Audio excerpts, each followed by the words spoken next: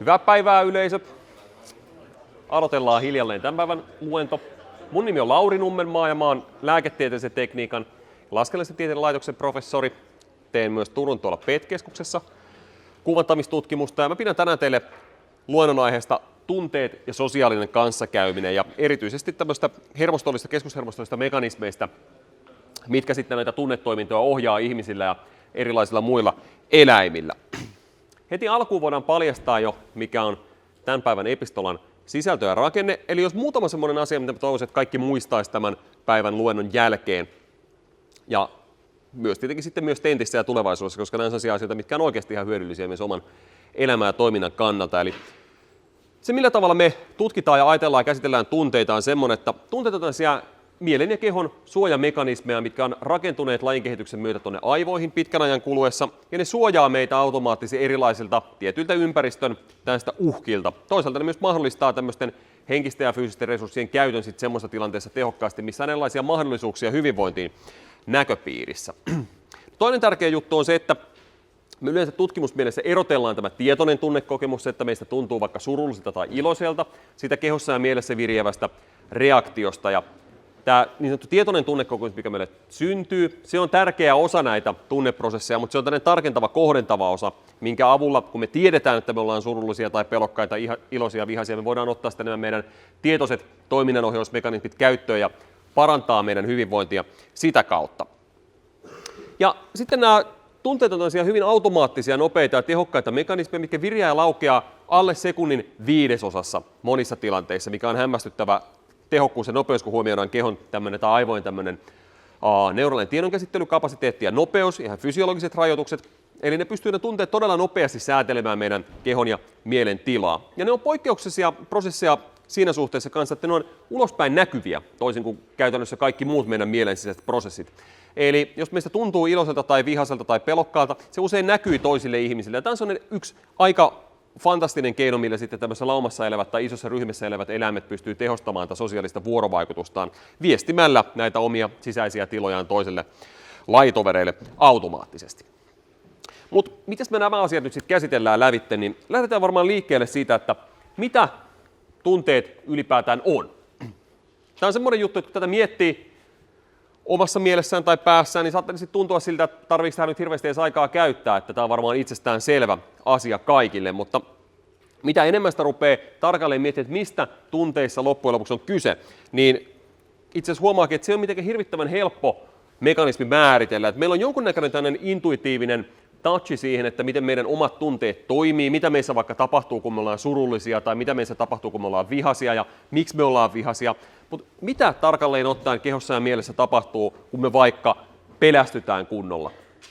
Ja minkä takia me pelästytään tiettyjä asioita? Ja minkä takia se meidän pulssi tuntuu hakkaavan 1100 silloin, kun me ollaan oikein pelokkaita? Niin nämä ei olekaan mitenkään ihan itsestäänselviä asioita meidän omalle tällaiselle tietoiselle introspektiolle tai prosessoinnille. Ja onkin itse asiassa kirjoitettu, tai aika monetkin tunteiden tutkijat on sanonut, että kaikki ihmiset tuntuu tietävän, mistä tunteissa on kyse, kunnes heitä pyydetään tarkemmin määrittelemään, että mistä asiassa on kyse. No, me koitan nyt jollain tavalla alkuun kertoa, että millä tavalla me tutkijat, neurotutkijat, lähestytään tätä tunteiden määrittelyn ongelmaa, millaisia asioita me tarkastellaan silloin, kun me puhutaan tunteista. Mutta ihan ensi alkuun muutama sana siitä, että minkä takia tämä on oikeasti tärkeä juttu. Ei pelkästään yleissivistyksen kannalta tai tentistä läpipääsemisen kannalta tai tieteellisen mielenkiinnon puolesta, vaan ihan oman elämän ja hyvinvoinnin kannalta. Koska tunteet on tämmöisiä keskeisimpiä meidän sosiaalista vuorovaikutusta ja ihmissuhteita ja hyvinvointia ohjaavia mekanismeja, jotka automaattisesti säätelee monella tavalla esimerkiksi sellaisia asioita kuin parinmuodostus, yhteenliittyminen, ystävyyssuhteet, esimerkiksi jälkeläisen ja hoitajan liittyminen yhteen, ylipäätään se, että jälkeläiset saa hoivaa sen takia, kun jälkeläisen ja hoitajan välille muodostuu tämmöinen voimakas tunneside, mikä pakottaa tavallaan hoitajan pitämään huolta siitä pienokaisesta. Mutta tunteet säätelee toisaalta myös meidän tämmöisiä kielteisiä ihmissuhteita, vihaa, kiukkua, saa meidät eroamaan toisista ihmisistä, puolustautumaan, kun meitä uhataan ja niin edelleen. Ja tietenkin kaikista graavempana esimerkkinä se, että lähes käytännössä kaikkiin psykiatrisiin häiriötiloihin, mitä diagnostisesta manuaalista löytyy, liittyy tavalla tai toisella tunne-elämän toiminnan häiriintymistä. Eli kun me ymmärretään itse, miten meidän omat tunnemekanismit toimii, me pystytään ehkä paremmin tiedostamaan sitä, että miksi me reagoidaan tietyllä tavalla, miksi meidän keho ja mieli reagoi tietyllä tavalla erilaisissa arkipäiväisissä vuorovaikutustilanteissa. Ja sitä kautta, kun me ymmärretään meidän omien tunteiden toimintaa, me voidaan edistää omaa hyvinvointia itse asiassa aika monella tavalla. Koska se on tärkein asia, mitä ei ehkä hirveästi oppikirjoissa tai muuten perusopetuksessa korostetaan, on se, että sitä, miten meidän tunnejärjestelmät toimii, niin sillä on ihan ratkaisevan suuri vaikutus myös meidän somaattiseen hyvinvointiin. Pitkittyneet kielteiset tunnetilat, niin kuin pelko, ahdistuneisuus tai kiukku, aiheuttaa hyvin vakavia seurauksia meidän somaattiselle terveydelle, kuten vaikka hengitys- ja verenkiertoelimistön ja toiminnalle. Eli ymmärtämällä, miten tunteet toimii, voidaan edistää sitä omaa terveyttä hyvin monella tavalla. No, mitä ne tunteet sitten on? Miten me voidaan niitä lähestyä, kun me ruvetaan sitten ajattelemaan tämmöistä niiden toiminnanohjausroolia? Niin voidaan ajatella, että ne on tosiaan kauan aikaa sitten lajin kehityksessä syntyneitä tämmöisiä mekanismeja, mitkä yksinkertaisimmillaan voidaan ajatella, että ne arvioi sitä, että onko ympäristössä jotain hyödyllistä tai haitallista meidän hyvinvoinnille. Ja kun ne huomaa jotain tämmöistä hyödyllistä tai haitallista, niin sitten ne pakottaa meidän kehon ja mielen automaattisesti reagoimaan näihin uhkiin tai mahdollisuuksiin, mitä siellä huomataan. Eli voidaan ajatella, että tunteet ikään kuin säätelee meidän toimintaa tämmöisenä elämän tärkeimpinä hetkinä.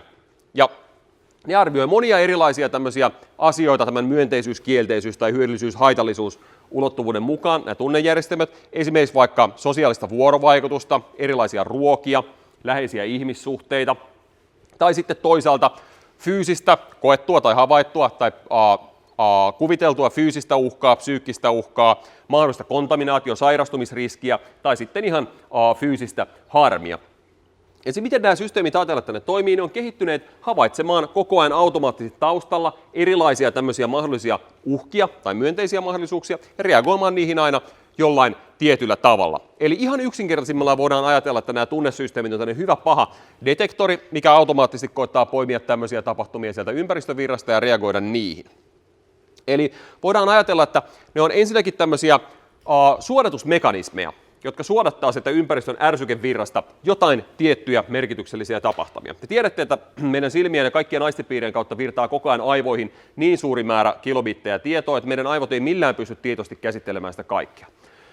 Eli jollain keinolla meidän tarvii suodattaa osa tarkempaan syyniin ja osa jätetään ulkopuolelle, mihin me ei reagoida ollenkaan. Ja nämä tunnemekanismit on nimenomaan semmoisia, mitkä filtteröi sieltä sitä lajin kehityksen kannalta kaikkein tärkeintä aisti-informaatiota.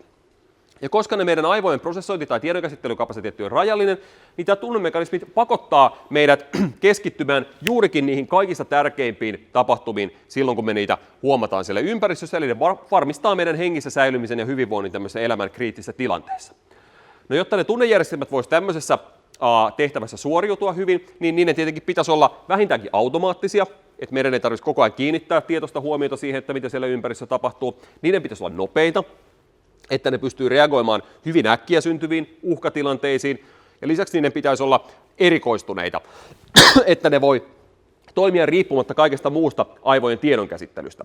Esimerkiksi sillä tavalla, että vaikka me kävellään kadulla, koitetaan päässä ratkaista jotain vaikeaa yhtälöä, niin meidän tunnejärjestelmät koko ajan silti taustalla voi seurata ja reagoida, jos esimerkiksi näyttää siltä, että joku auto yhtäkkiä suojatiellä saattaisikin ajaa meidän päälle, niin huolimatta siitä, että meillä on joku tietoinen prosessointi menossa koko ajan päässä, tunnejärjestelmät pystyy vastaamaan siihen uhkaan, mitä ne on havainneet.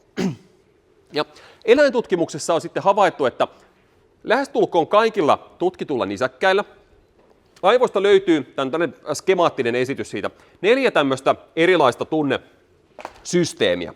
Tässä on vitsi se, että nämä on neurofysiologisesti erikoistuneita erillisiä radastoja, jotka käynnistää erilaisia toimintamuotoja, erilaisia suojautumistoimintoja, ja nämä kaikki systeemit reagoi erilaisiin ärsykkeisiin, siis kukin aina oman tyyppisiinsä ärsykkeisiin, ja käynnistää tietyn tyyppistä suojelevaa käyttäytymistä silloin, kun se tämän kyseisen tapahtuman havaitsee. Ja nisäkkäillä nämä 4 tämmöistä ihan perustavanlaatuista tunnemekanismia on pelko, viha, paniikki ja tutkimisjärjestelmä. Eli pelkojärjestelmä on semmoinen, mikä reagoi ympäristössä oleviin uhkiin, fyysisiin uhkiin, niin kuin saalistajaeläimiin, mille tämä kohde-eläin ei pysty tekemään mitään, mistä on pakko paeta, jos halutaan selvitä hengissä. Eli tämä pelkojärjestelmä, kun se havaitsee tämmöisen, niin se käynnistää automaattisesti sen jähmettymis- ja pakenemisreaktion. Vihajärjestelmä on toisen tyyppinen puolustumisjärjestelmä, mikä myös reagoi tämmöisiin erilaisiin fysikaalisiin uhkiin, mutta se reagoi eri tavalla. Se reagoi semmoisiin fysikaalisiin uhkiin, mitä vastaan on mahdollista puolustautua, ja reagoi tämmöisellä aktiivisella, aggressiivisella puolustumiskäyttäytymisellä, kuten hyökkäämisellä ja puremisella, ja koittaa sillä tavalla suojella sitä kehoa vahingoittumiselta. No sitten monille laumassa eläville nisäkkäille tärkeä on myös tällainen paniikkijärjestelmä tai sosiaalinen turvajärjestelmä. Koska turvallisuus ei tarkoita pelkästään sitä fysikaalista suoraa, absoluuttista tämänhetkistä turvallisuutta, että ei ole saalista näköpiirissä. Sitä turvallisuuden tunnetta voi syntyä myös laumaeläimelle sen ison lauman kautta, koska se laumahan luo turvaa ja vähentää tietenkin myös ihan tilastollisesti todennäköisyyttä, että se yksittäinen lauman jäsen sitten joutuu hyökkääjän uhriksi. Tämä järjestelmä ikään kuin tarkkailee koko ajan etäisyyttä niistä muista lajitovereista ja ryhmän tärkeistä jäsenistä, varmistaakseen, että se lauman suoja on koko ajan tai ryhmän suoja on koko ajan saatavilla. Jos se havaitsee, että etäisyys, joko koettu tai fysikaalinen, kasvaa liian suureksi, se käynnistää tämmöiset kutsuääntelyt tai liikkeet, eleet, millä koitetaan kiinnittää se muun lauman huomio, tai koittaa saada tämän yksilön liikkumaan sitten niiden muisten kadonneiden ryhmän jäsenten luokse. Ja viimeinen järjestelmä on ikään kuin näille kaikille muille täydentävä. Se on tällainen tutkimisjärjestelmä. Silloin kun nämä muut tavallaan kielteiset tunnejärjestelmät eivät ole päällä tai toiminnassa, kun mikään niistä ei ole aktivoitunut, niin silloin tämä tutkimisjärjestelmä pääsee käyntiin aktivoitumaan. Ja silloin kun ei ole siis mitään uhkaa havaittavissa, niin eläin etsii aktiivisesti ympäristöä, tutkii, että onko siellä mahdollisesti uusia suojapaikkoja, uusia paikkoja, mistä voisi hankkia ruokaa tai juomaa. Onko siellä jotain uusia turvallisia reittejä, mitä voidaan käyttää ja niin edelleen. Eli se on tämmöinen niin kuin elinympäristön laajentamiseen käytettävä, turvallisuuden aikana käytettävä järjestelmä. No tästä nyt seuraa oikeastaan kaksi tärkeää juttua näistä eläintöistä, mitä on paljon tehty. Yksi on se, että tosiaan näyttää siltä, että erilaisille tunteille on ihan erilliset hermostolliset radastot päässä, mitkä vastaa näiden erilaisten tunnereaktioiden tuottamista aivoissa. Toinen tärkeä juttu on se, että kun monesti kysytään, että onko eläimilläkin tunteita, niin tästä näkökulmassa katsottuna kyllä. Ei kaikilla nisäkkäillä samanlaisilla, mutta suurella osalla nisäkkäitä on huomattavan paljon vastaavan kaltaiset tämmöiset affekti- tai tunneradastot aivoissa, mitkä tuottaa näitä samantyyppisiä käyttäytymisiä, mitkä on tietysti mukautunut kunkin eläimen omaan elinympäristöön vähän eri tavalla. On tietenkin ihan eri asia sitten, että kokeeko vaikkapa koira samanlaisesti tietoisesti olevansa vaikka peloissaan tai vihainen kuin ihminen. Eli tämmöisestä tietoista tunnekokemusta me nyt ei tietenkään pystytä kartoittamaan kuin semmoisilta eläimiltä, minkä kanssa me pystytään kommunikoimaan kielellisesti, eli käytännössä pelkästään ihmisiltä, mutta tällä tavalla, kun nämä on pitkän ajan myötä lajin kehityksessä kehittynyt nämä tämmöiset tunnejärjestelmät, suojamekanismit, niitä voidaan tosiaan useilta eri eläimiltä paikallistaa, ja niitä paljon tutkitaankin sitten nykyään, tai se on paljon tutkittukin, erilaisilla eläimillä aina seeprakaloista rottiin ja apinoihin. Ja tietenkin nyt joku kysyy, että okei, onko ihmisen tunne-elämä rajattavissa pelkästään näihin tämmöiseen 4 aika yksinkertaiseen puolustautumismekanismiin, niin ei tietenkään ole. Nämähän on semmoisia plastisia, kehittyviä, adaptiivisia järjestelmiä, mitkä voidaan mukauttaa sitten monen muihin erityyppisiin tilanteisiin reagoimaan. Et ihmiset harvoin kohtaa mitään saaliseläimiä kadulla, mitkä aiheuttaisi hirvittävää pelkoa, mutta ihmisille monet esimerkiksi sosiaaliset tilanteet tai arviointitilanteet, missä teidän omaa suoritusta arvioidaan, tai vaikka teidän oma työpaikka tai opiskelupaikka tai menestys sosiaalisessa elämässä on uhattuna, saattaa vastaavalla tavalla aiheuttaa näitä pelkoreaktioita. Nämä järjestelmät voidaan siis kustomoida hyvin joustavasti siihen kulloiseenkin elinympäristöön, missä tämä organismi kulloinkin elää. Eli se ihmisen tunne-elämä tätä kautta pystyy sitten olemaan hieman paljon monipuolisempaa kuin mitä nämä 4 perusjärjestelmää pelkästään eläimillä voisi olettaa. Tietenkin tässä on aika suuriakin vivahde-eroja ihmisten ja eläinten välillä, mutta tämä on semmoinen hyvä perusmuistisääntö pitää mielessä, mikä tunnetaan hyvin eläimiltä. No, mitä sitten yleisesti ottaen tapahtuu, kun meissä joku tämmöinen tunne viriää? Tässä on tämmöinen hyvin skemaattinen kaavakuva siitä, että millaisissa aikaikkunassa tämmöinen tunnereaktio suunnilleen tapahtuu ja mitä kaikkea sen aikana sattuu. Eli jos ajatellaan, että me nähdään jotain myönteistä tai kielteistä, niin kuin tässä esimerkiksi tämmöinen tyttö hymyilemässä, niin voidaan nyt karkeasti ottaen sanoa, että noin 150 millisekunnin kuluttua siitä, kun tämä ilmiö on nähty, eli noin sekunnin 1/6, tämä aivot pystyy jo alustavasti luokittelemaan, että ollaanko me nähty jotain hyvää vai pahaa, hyödyllistä tai haitallista. Ja siitä toinen 150 millisekuntia lisää, eli siis on kulunut vasta sekunnin 1/3, kaikki tämän tunnereaktion komponentit on aktivoituneet. Ja ihmisillä on tosiaan lukuisissa tutkimuksissa havaittu, että tunteet on tämmöisiä monesta erillisestä komponentista koostuvia reaktioita. Ne ei ole tämmöisiä yksinkertaisia refleksinomaisia tapahtumia, mihin liittyy aina kerrasta toiseen samalla tavalla tapahtuva vaikka motorinen liike. Niissä on monta erilaista tämmöistä komponenttia, mitkä kaikki aktivoituu tällainen koherentisesti, kun se tunnereaktio käynnistyy. Ja ne tyypillisimmät vasteet, mitä näihin tunteisiin liittyy, on kehollinen reaktio, eli meidän kehon fysiologinen tila, lihasten jännitys, sydän- ja hengitys- ja verenkiertoelimistön toiminto muuttuu vastaamaan esimerkiksi sitä uhkaa, mikä me ollaan tällä hetkellä nähty. Sitten meidän käyttäytyminen muuttuu, eli jos meidän täytyy paeta, me lähdetään juoksemaan pakoon, jos me nähdään joku meidän hyvä ystävämme, saatetaan lähestyä häntä, kenties ottaa ihan fysikaalinen kontakti. Ja sitten me saatetaan tietenkin myös ilmaista se meidän tunne ulospäin, vaikkapa kasvoilla tai kehon asennoilla tai puheen prosodialla tai esimerkiksi fyysisellä kosketuksella, mihin palataan kohta myöhemmin. Ja näiden lisäksi syntyy sitten myös se tietoinen kokemus siitä tunteesta, eli kokemus, että minä olen nyt pelokas, minä olen nyt vihainen.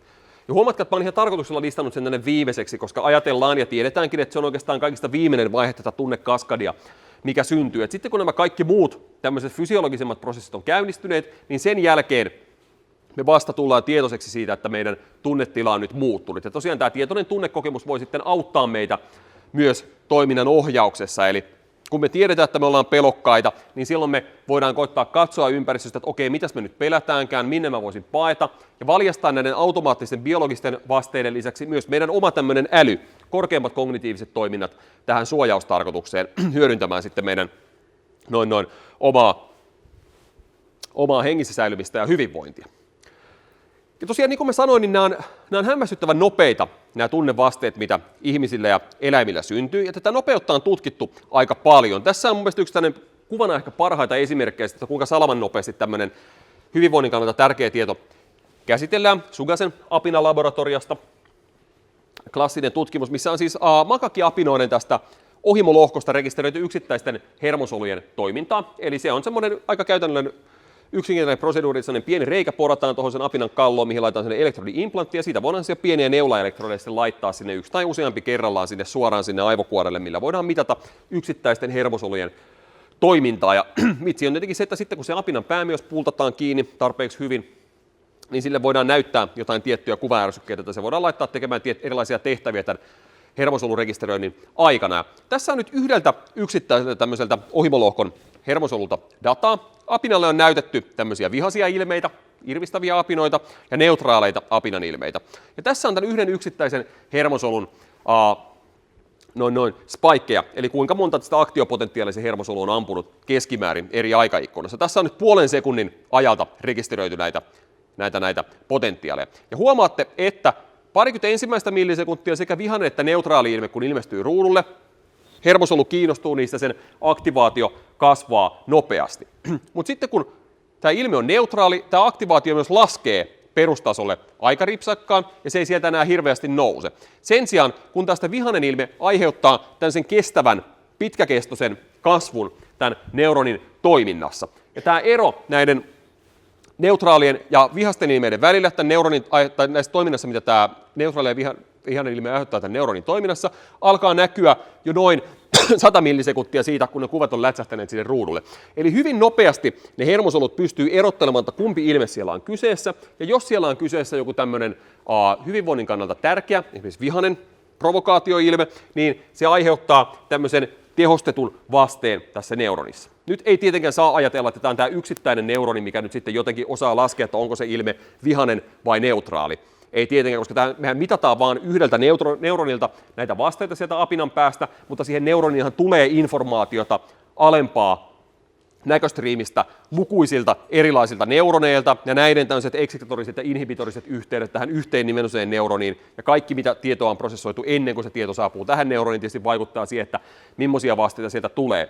Eli vaikka me mitattaisikin vain yhdestä hermosolusta, niin silti me saadaan tietoa noin hyvin laajojen neuroniverkkojen toiminnasta juuri tällä kohdalla käsiteltynä. Eli todella nopeita on nämä tämmöiset tunnevasteet siellä aivoissa. Ja jotta nyt saadaan alkuun tämmöinen jonkunnäköinen kuva, että missä päin aivoja tämä tunneprosessi tapahtuu, niin mä nyt esittelen tämmöisen hyvin simppelin kartan näistä keskeisimmistä aivojen alueista, mitkä liittyy tunteiden käsittelyyn. Annan muutamia esimerkkejä siitä, että mitä ne toimittaa, millaisiin tapahtumiin ne reagoi. Mutta ennen kuin mennään tähän, niin toistan kuitenkin, että samalla tavalla kuin kaikki muutkin prosessit, kuuleminen, näkeminen, kieli, laskeminen, ajattelu, niin tunteetkin on hajautettu aivoihin eri puolille, eli laajat tämmöiset dynaamiset kortikaaliset hermoverkot osallistuu näiden tunnetapahtumien arviointiin ja kehon toimintojen muuttamiseen tunnekokemusten aikana.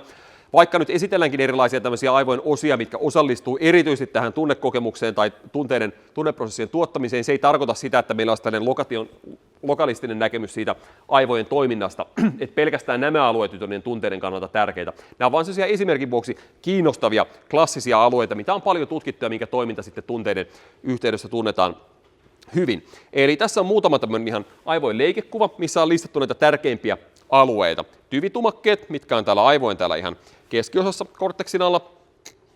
Amygdala eli mantelitumake, mikä on täällä ohimolohkon ihan etuosassa. Insularkorteksi, ei sylviyksen uurre, mikä löytyy, jos tuosta ajatellaan, että laitettaisiin tuohon noin uurteeseen sormet ja väännettäisiin tällä tavalla auki, niin sieltä löytyy se insula aivoista. Sitä on siis hankala nähdä tuosta aivojen pinnalta, se on ikään kuin noiden sisällä noiden uurteiden. Ja sitten otsalohkon etuosa ja cingulon poimu, mitkä on siis täällä niin kuin otsalohkon sisäpinnalla ja ulkopinnalla. Eli ihan nämä nyt sellaisia kaikista keskeisimpiä ja parhaiten tunnettuja alueita, mitkä osallistuu erityyppisen tunnetiedon käsittelyyn. Ja katsotaan seuraavaksi muutamia esimerkkejä siitä, että mitä ne sitten tekee näiden tunteiden yhteydessä. Tämä amygdala on varmaan yksi semmoinen kaikista eniten systemaattisimmin tunneprosessointiin liitetty alue, mitä on tutkittu hyvin pitkään jo 40-luvulta lähtien. Ja ensimmäisissä tutkimuksissa, mitä amygdala tehtiin, niin Kluver ja Büchi havaitsi, että kun apinoiden ohimolohkon etuosa poistettiin kirurgisesti, tämähän on sellainen kätevä tapa tutkia yhden tällaisten erilaisten aivojen osien välttämättömyyttä prosessoinnin kannalta. Eli siis kun he poisti apinoilta tämän ohimolohkon etuosan, mihin se amygdalakin siis kuuluu, niin havaittiin, että tämä aiheutti todella voimakkaita tunne-elämän häiriöitä näille apinoille. Ja tästä on myöhemmin otettu käyttöön nimellä Kluver-Bucy-syndrooma. Ihmisillä, kellä tämä amygdala tuhoutuu syystä tai toisesta, niin tulee tällaisia samanlaisia voimakkaita tunne-elämän oireita.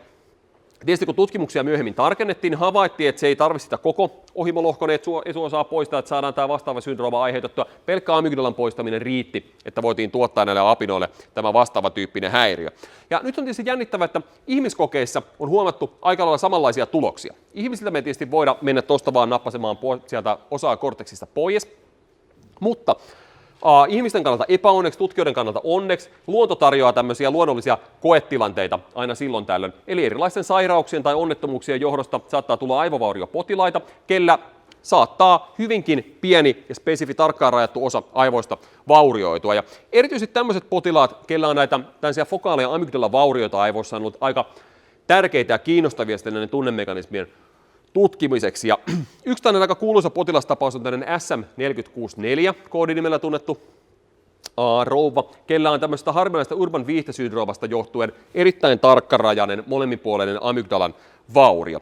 Ja on havaittu se kauan sitten jo kokeissa, että hänellä on tämmöinen hyvin kimurantti vaikeus tunnistaa kasvonilmeitä, erityisesti pelkoon liittyviä ilmeitä. Eli kaikki muut ilmeet hän tunnistaa enemmän tai vähemmän normaalisti, mutta kun hänelle näytetään kuvia pelkoa ilmaisevista kasvoista, niin hän ei pysty tunnistamaan näitä juurikaan. Hän arvailee aina vähän mitä sattuu.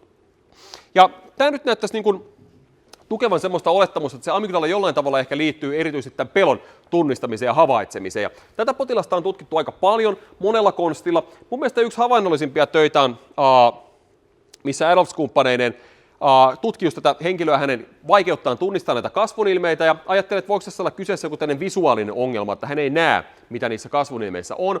Ja teki yksinkertaisesti sen demonstraation, että pyysi sitä potilasta, että piirrä erilaisia kasvonilmeitä, että piirrä iloinen, surullinen, hämmästynyt, inhoava ja vihainen ihminen ja sitten myös pelokas ihminen. Ja tämä potilas ei selvästikään mikään maailmanluokan taiteilija, mutta he pystyy kuitenkin enemmän tai vähemmän uskottavasti tuottamaan nämä kaikki muut ilmeet kynällä ja paperilla, paitsi tämän pelokkaan. Tähän pelkoruutuun hän ei millään mennänyt suostua piirtämään yhtään mitään, mutta ei hän osaa, ei hän tiedä mitä hänen pitäisi piirtää sinne. Ja tutkijat hoputtivat, että piirrä nyt jotain sinne, että piirrä nyt joku, mikä on pelottavaa. Ja sitten hän piirsi tämmöisen vauvan sinne. Ja tutkijat kysyivät, että no, niin, että siis joo, että tämä on tämmöinen vauva, että mikäs tässä on niin kuin pelottavaa, että onko tämä nyt sellainen pelon ilmaus. Ja hän sanoi, että kun eihän oikein muuta keksinyt, että se on sellainen vauva, mikä pelkää, että se konttaa takapäin ja taaksepäin, kun sitä pelottaa. Ja tämä tosiaan mun mielestä osoittaa aika hyvin, että ankarista ponnisteluista huolimatta tältä ihmisiltä jollain tavalla puuttuu tämä pelon käsite. Hän ei jollain tavalla se pysty käsittelemään samalla tavalla kuin muut ihmiset, johtuen siitä, että hänellä on pieni pala sieltä noin ohimolohkosta, eli se amygdala napsattu tämän sairauden tai napsautunut tämän sairauden johdosta pois. Ja tosiaan ihan muodollisimmissa ihmiskokeissa ja eläinkokeissa on paljon näytetty, että tämä amygdala osallistuu tämän pelon käsittelyyn. Klassisin esimerkki on tämmöinen pelkoehdollistaminen, mitä on rotilla oikeastaan käytännössä kaikilla eläimillä pystytty osoittamaan, kuinka tämä amygdala on kriittinen ja sen pelkoon liittyvän tiedon oppimiselle. Ja tämmöisessä pelkoehdollistamiskokeessa rotta laitetaan tämmöiseen häkkiin, missä on metalliritillä pohja. Ja se on metalliritillä pohja nimenomaan sen takia, että tämä teräs johtaa hyvin sähköä. Sinne voi tutkia, että sitä antaa rotille tämmöisen sähköiskun jalkoihin. Ja kun siellä häkissä ei ole mitään, minne oikein voisi hypätä pois, niin se tietysti on aika ikävä, kun sinne tulee se sähkövirta sinne jalkoihin, että sitä on koko ajan sitten pakko kestää. Sen jälkeen, kun se rotta on tottunut tähän häkkiin, niin tehdään tämä klassinen ehdollistaminen. Eli aina ennen kuin sieltä tulee se sähköisku, niin siellä soitetaan tämmöinen kova ääni sille rotalle kuulokkeista ennen sitä sähköiskun tulemasta, eli tämmöinen piippi teet. Ja aina sen piipin jälkeen tulee se sähköisku. Eli rotta oppii yhdistämään tämän äänimerkin tähän sähköiskuun.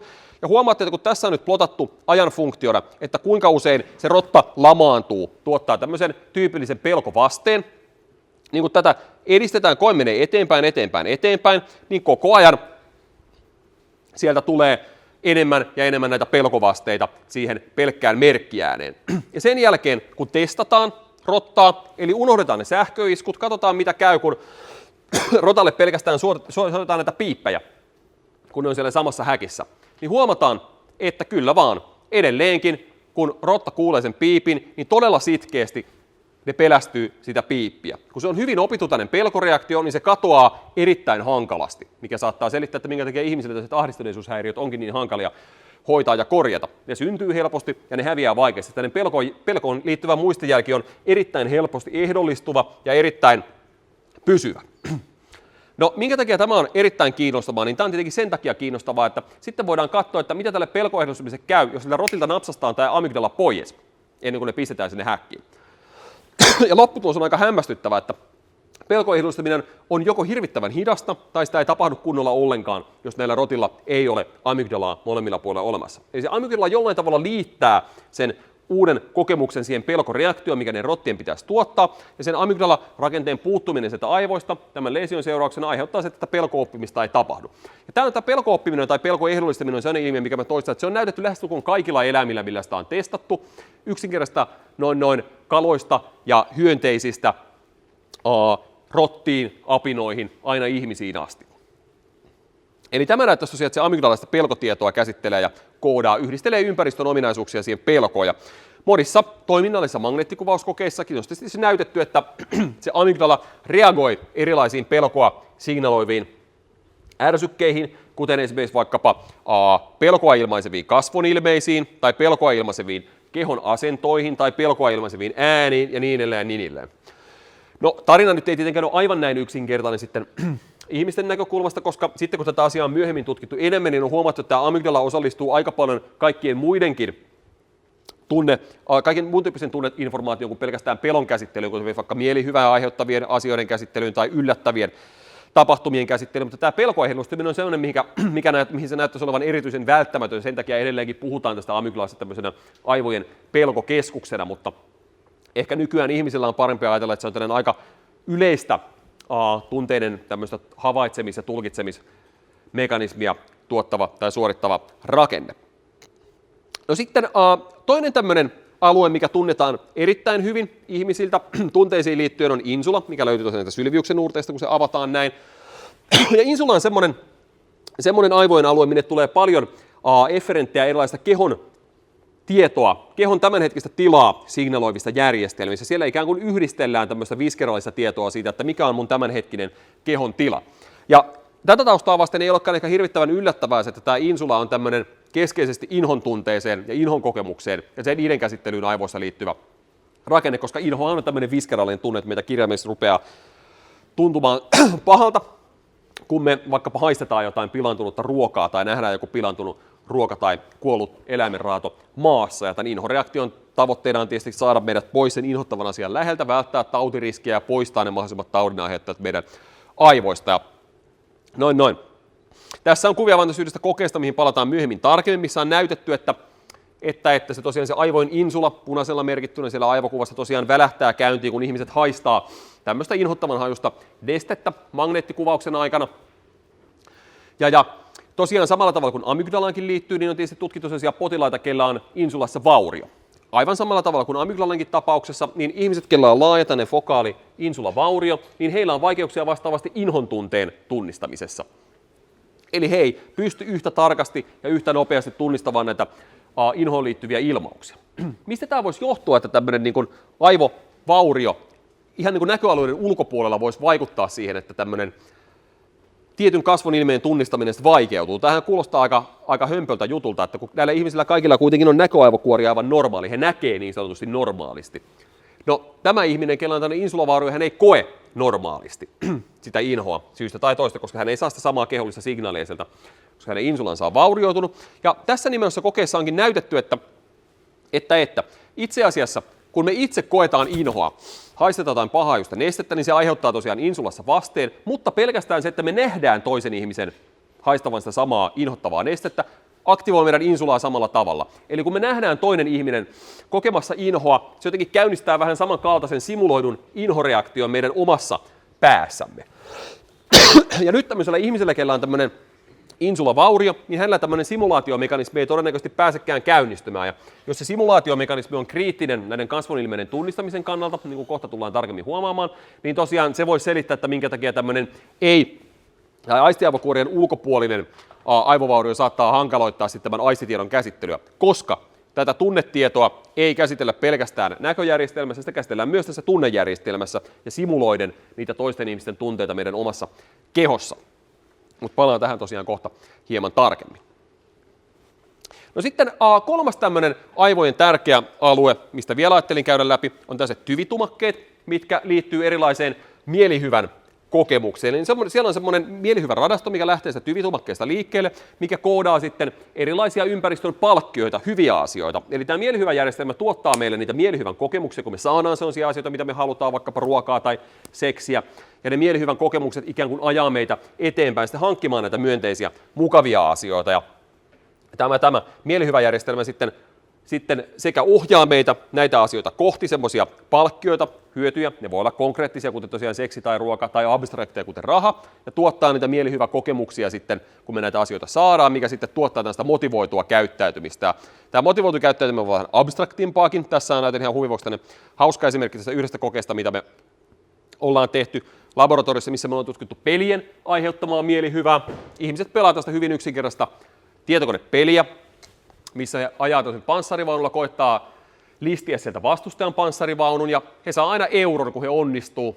Eli voittaa vastustaja ja menettää aina euron pelikassaa, kun he häviää vastustajalle. Eli hyvin tämmöisiä yksinkertaisia mielihyvän, mielipahan kokemuksia, koittaa tuottaa sen pelin avulla ja katsoa, että mitä siellä aivoissa tapahtuu, kun ne ihmiset saa näitä palkkioita, eli voittaa vastustajan tai saa tämmöisiä rangaistuksia, eli häviää sille vastustajalle. Ja tosiaan tämä on hyvä koe lähinnä sen takia nyt tässä luennolla esittää, että tällä tavalla me saadaan ne tyvitumakkeet hyvin kaivettua sieltä esiin aivoista. Eli siellä nämä punaisella merkityt alueet striatumissa aktivoituu erittäin voimakkaasti, kun ihmiset saa tässä pelissä palkkiota, mutta nämä vastaavat alueet aktivoituu myös monen muuhunkin vastaavanlaiseen palkkioon. Esimerkiksi jos me annetaan vaikka amfetamiiniriippuvaisille ihmisille amfetamiinia, nähdään vasten näillä samoilla alueilla, koska nämä toimii tämän dopamiinergisen järjestelmän kautta. Erilaisten vaikkapa seksikuvien katseleminen aiheuttaa samanlaisia aktivaatioita täällä, tai ruokakuvien katseleminen tai ruoan syöminen. Eli nämä järjestelmät on tosiaan sitä aivojen positiivista, myönteistä tunnetta koodaavaa radastoa.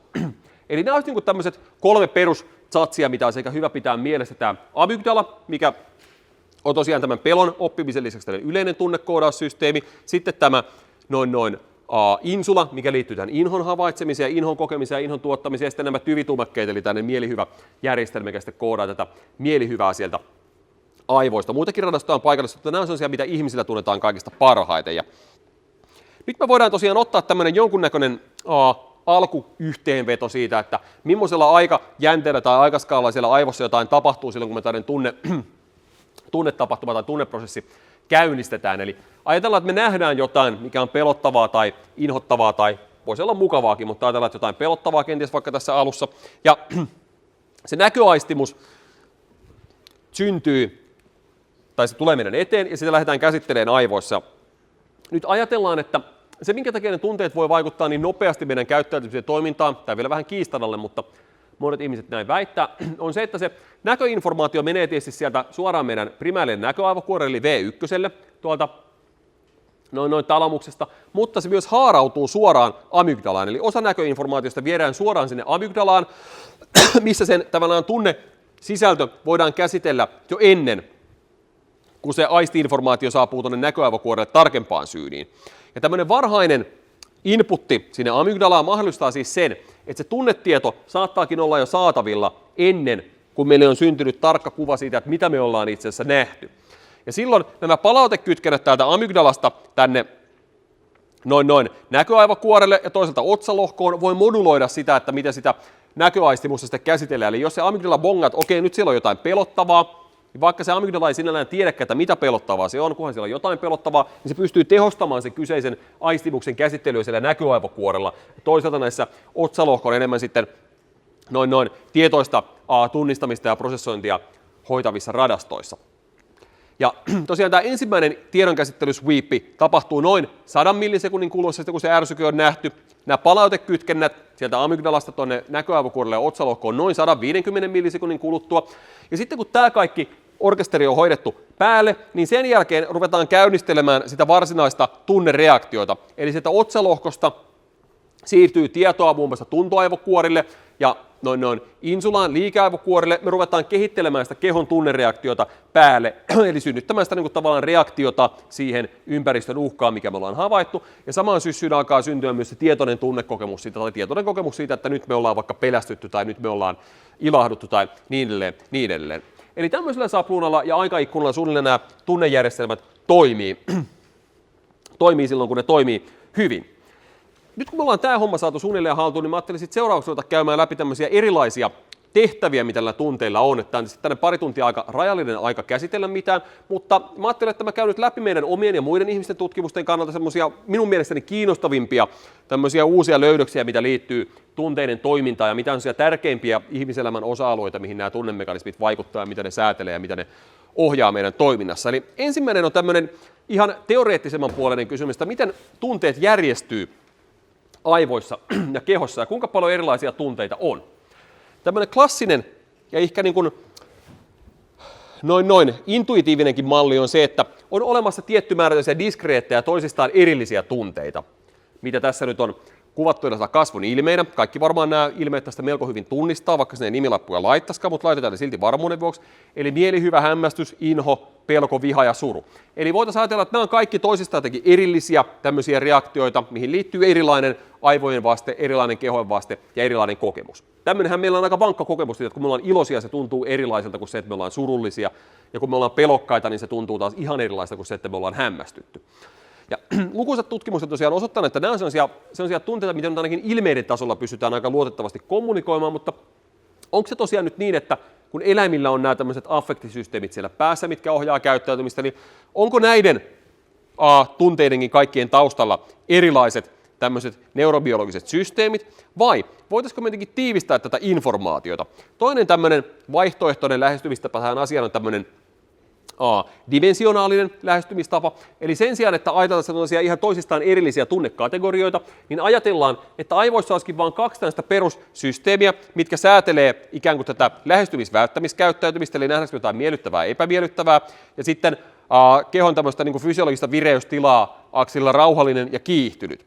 Ja nyt sitten jokaiseen tämmöiseen erilaiseen tunteeseen niin liittyisi erilainen määrä näitä kiihtyvyys, rauhallisuus ja toisaalta miellyttävyys, epämiellyttävyys akselien toimintoja, joten pelkästään kahden tämmöisen perusulottuvuuden avulla me pystyttäisiin kuvaamaan kaikki nämä tunteet ihan hyvin, eikä me tarvittaisi mitään tämmöisiä tunnekategorioita. No, yksi tämmöinen aika kiinnostava tapa, millä tätä asiaa voidaan aivoista ruveta katsomaan, on, että pystytäänkö me jollain tavalla ihmisaivoista perkaamaan esiin näitä tunnekategorioita. Eli voidaanko me jollain tämmöisellä aivomittauskeinolla osoittaa, että joo, erilaisiin tunteisiin liittyy selvästi erilainen aivojen toimintakuvio. Tässä on muutama slaidi. Väitöskirjatekijä Heine Heikkilä on nämä tehnyt aika hienosta tutkimuksesta, missä me ollaan koitettu lukea ihmisten tunnetilaa heidän aivoistaan pelkän aivosignaalin perusteella. Ja tämä on aika vänkä koe, missä ensiksi ollaan kartoitettu iso nippu erilaisia Suomen tunnesanoja. Ne on tässä kyllä tosi valitettavasti englanniksi, koska tämä on näytetty englannista samaa diaa. Eli huomaatte, että siellä on 36 tuommoista erilaista tunteita kuvaavaa sanaa, mitkä me ollaan siis kerätty. Aluksi ihmiset on katsonut nämä sanat, ja ne on arvioinut nämä sanat aina pareittain, että heille on näytetty aina 2 sanaa näistä kerrallaan, ja heitä on pyydetty arvioimaan, että kuinka samankaltaisia nämä sanat on. Sama temppu tehdään niille kaikille reilulle 600 eri sanaparille, mitä tästä voidaan muodostaa tästä nipusta, ja sitten me voidaan laskea tämmöinen samankaltaisuusmatriisi näiden sanojen välillä, että katsotaan, kuinka samankaltaisia eri tunnesanat on keskenään, ja saadaan sinne tosiaan 6 tämmöistä perusklusteria: hämmästykseen liittyvät sanat, iloon liittyvät sanat, inhoon liittyvät sanat, pelkoon liittyvät sanat, vihaan liittyvät sanat ja suruun liittyvät sanat. Tässä on tämmöinen yksinkertainen verkostoesitys siitä, että mitä ne sanat tosiaan pitää sisällään. Ja nyt tämä varsinainen aivotutkintamittauskoe, mitä me ollaan tehty, me ollaan käytetty toiminnallista magneettikuvausta ja pyydetty ihmisiä kuvittelemaan näitä erilaisia tunteita aivoista. Eli saanut listan noista kaikista 36 sanasta, mitä tässä listassa on, ja tehtävän, että nyt kun meet kotiin, niin koitat opetella tuottamaan jokaisen näistä tunnetiloista mielessä. Pystyt tuottamaan vaikka pelon tunteen itsellesi, tai vihan tunteen itsellesi, tai hämmästyksen tunteen itsellesi, tai niin edelleen. Ja he joutuu kirjoittamaan ylös, millä tavalla he jokaisen tämmöisen eri tunteen pystyy tuottamaan sitten itselleen tietoisesti. He saa tehdä sen ihan millä tavalla lystää. Me annetaan vaan muutamia esimerkkejä, että voiko vaikka kuvitella tilanteita, missä olet ollut pelokas, tai noin. Koittaa matkia kehon toimintaa silloin, kun sä oot pelokas, ja niin edelleen ja niin edelleen. Ja ihmiset sitten tekee tätä kotona ja harjoittelee huolellisesti, kunnes se pystyy tuottamaan nämä kaikki 36 tunnetta luotettavasti.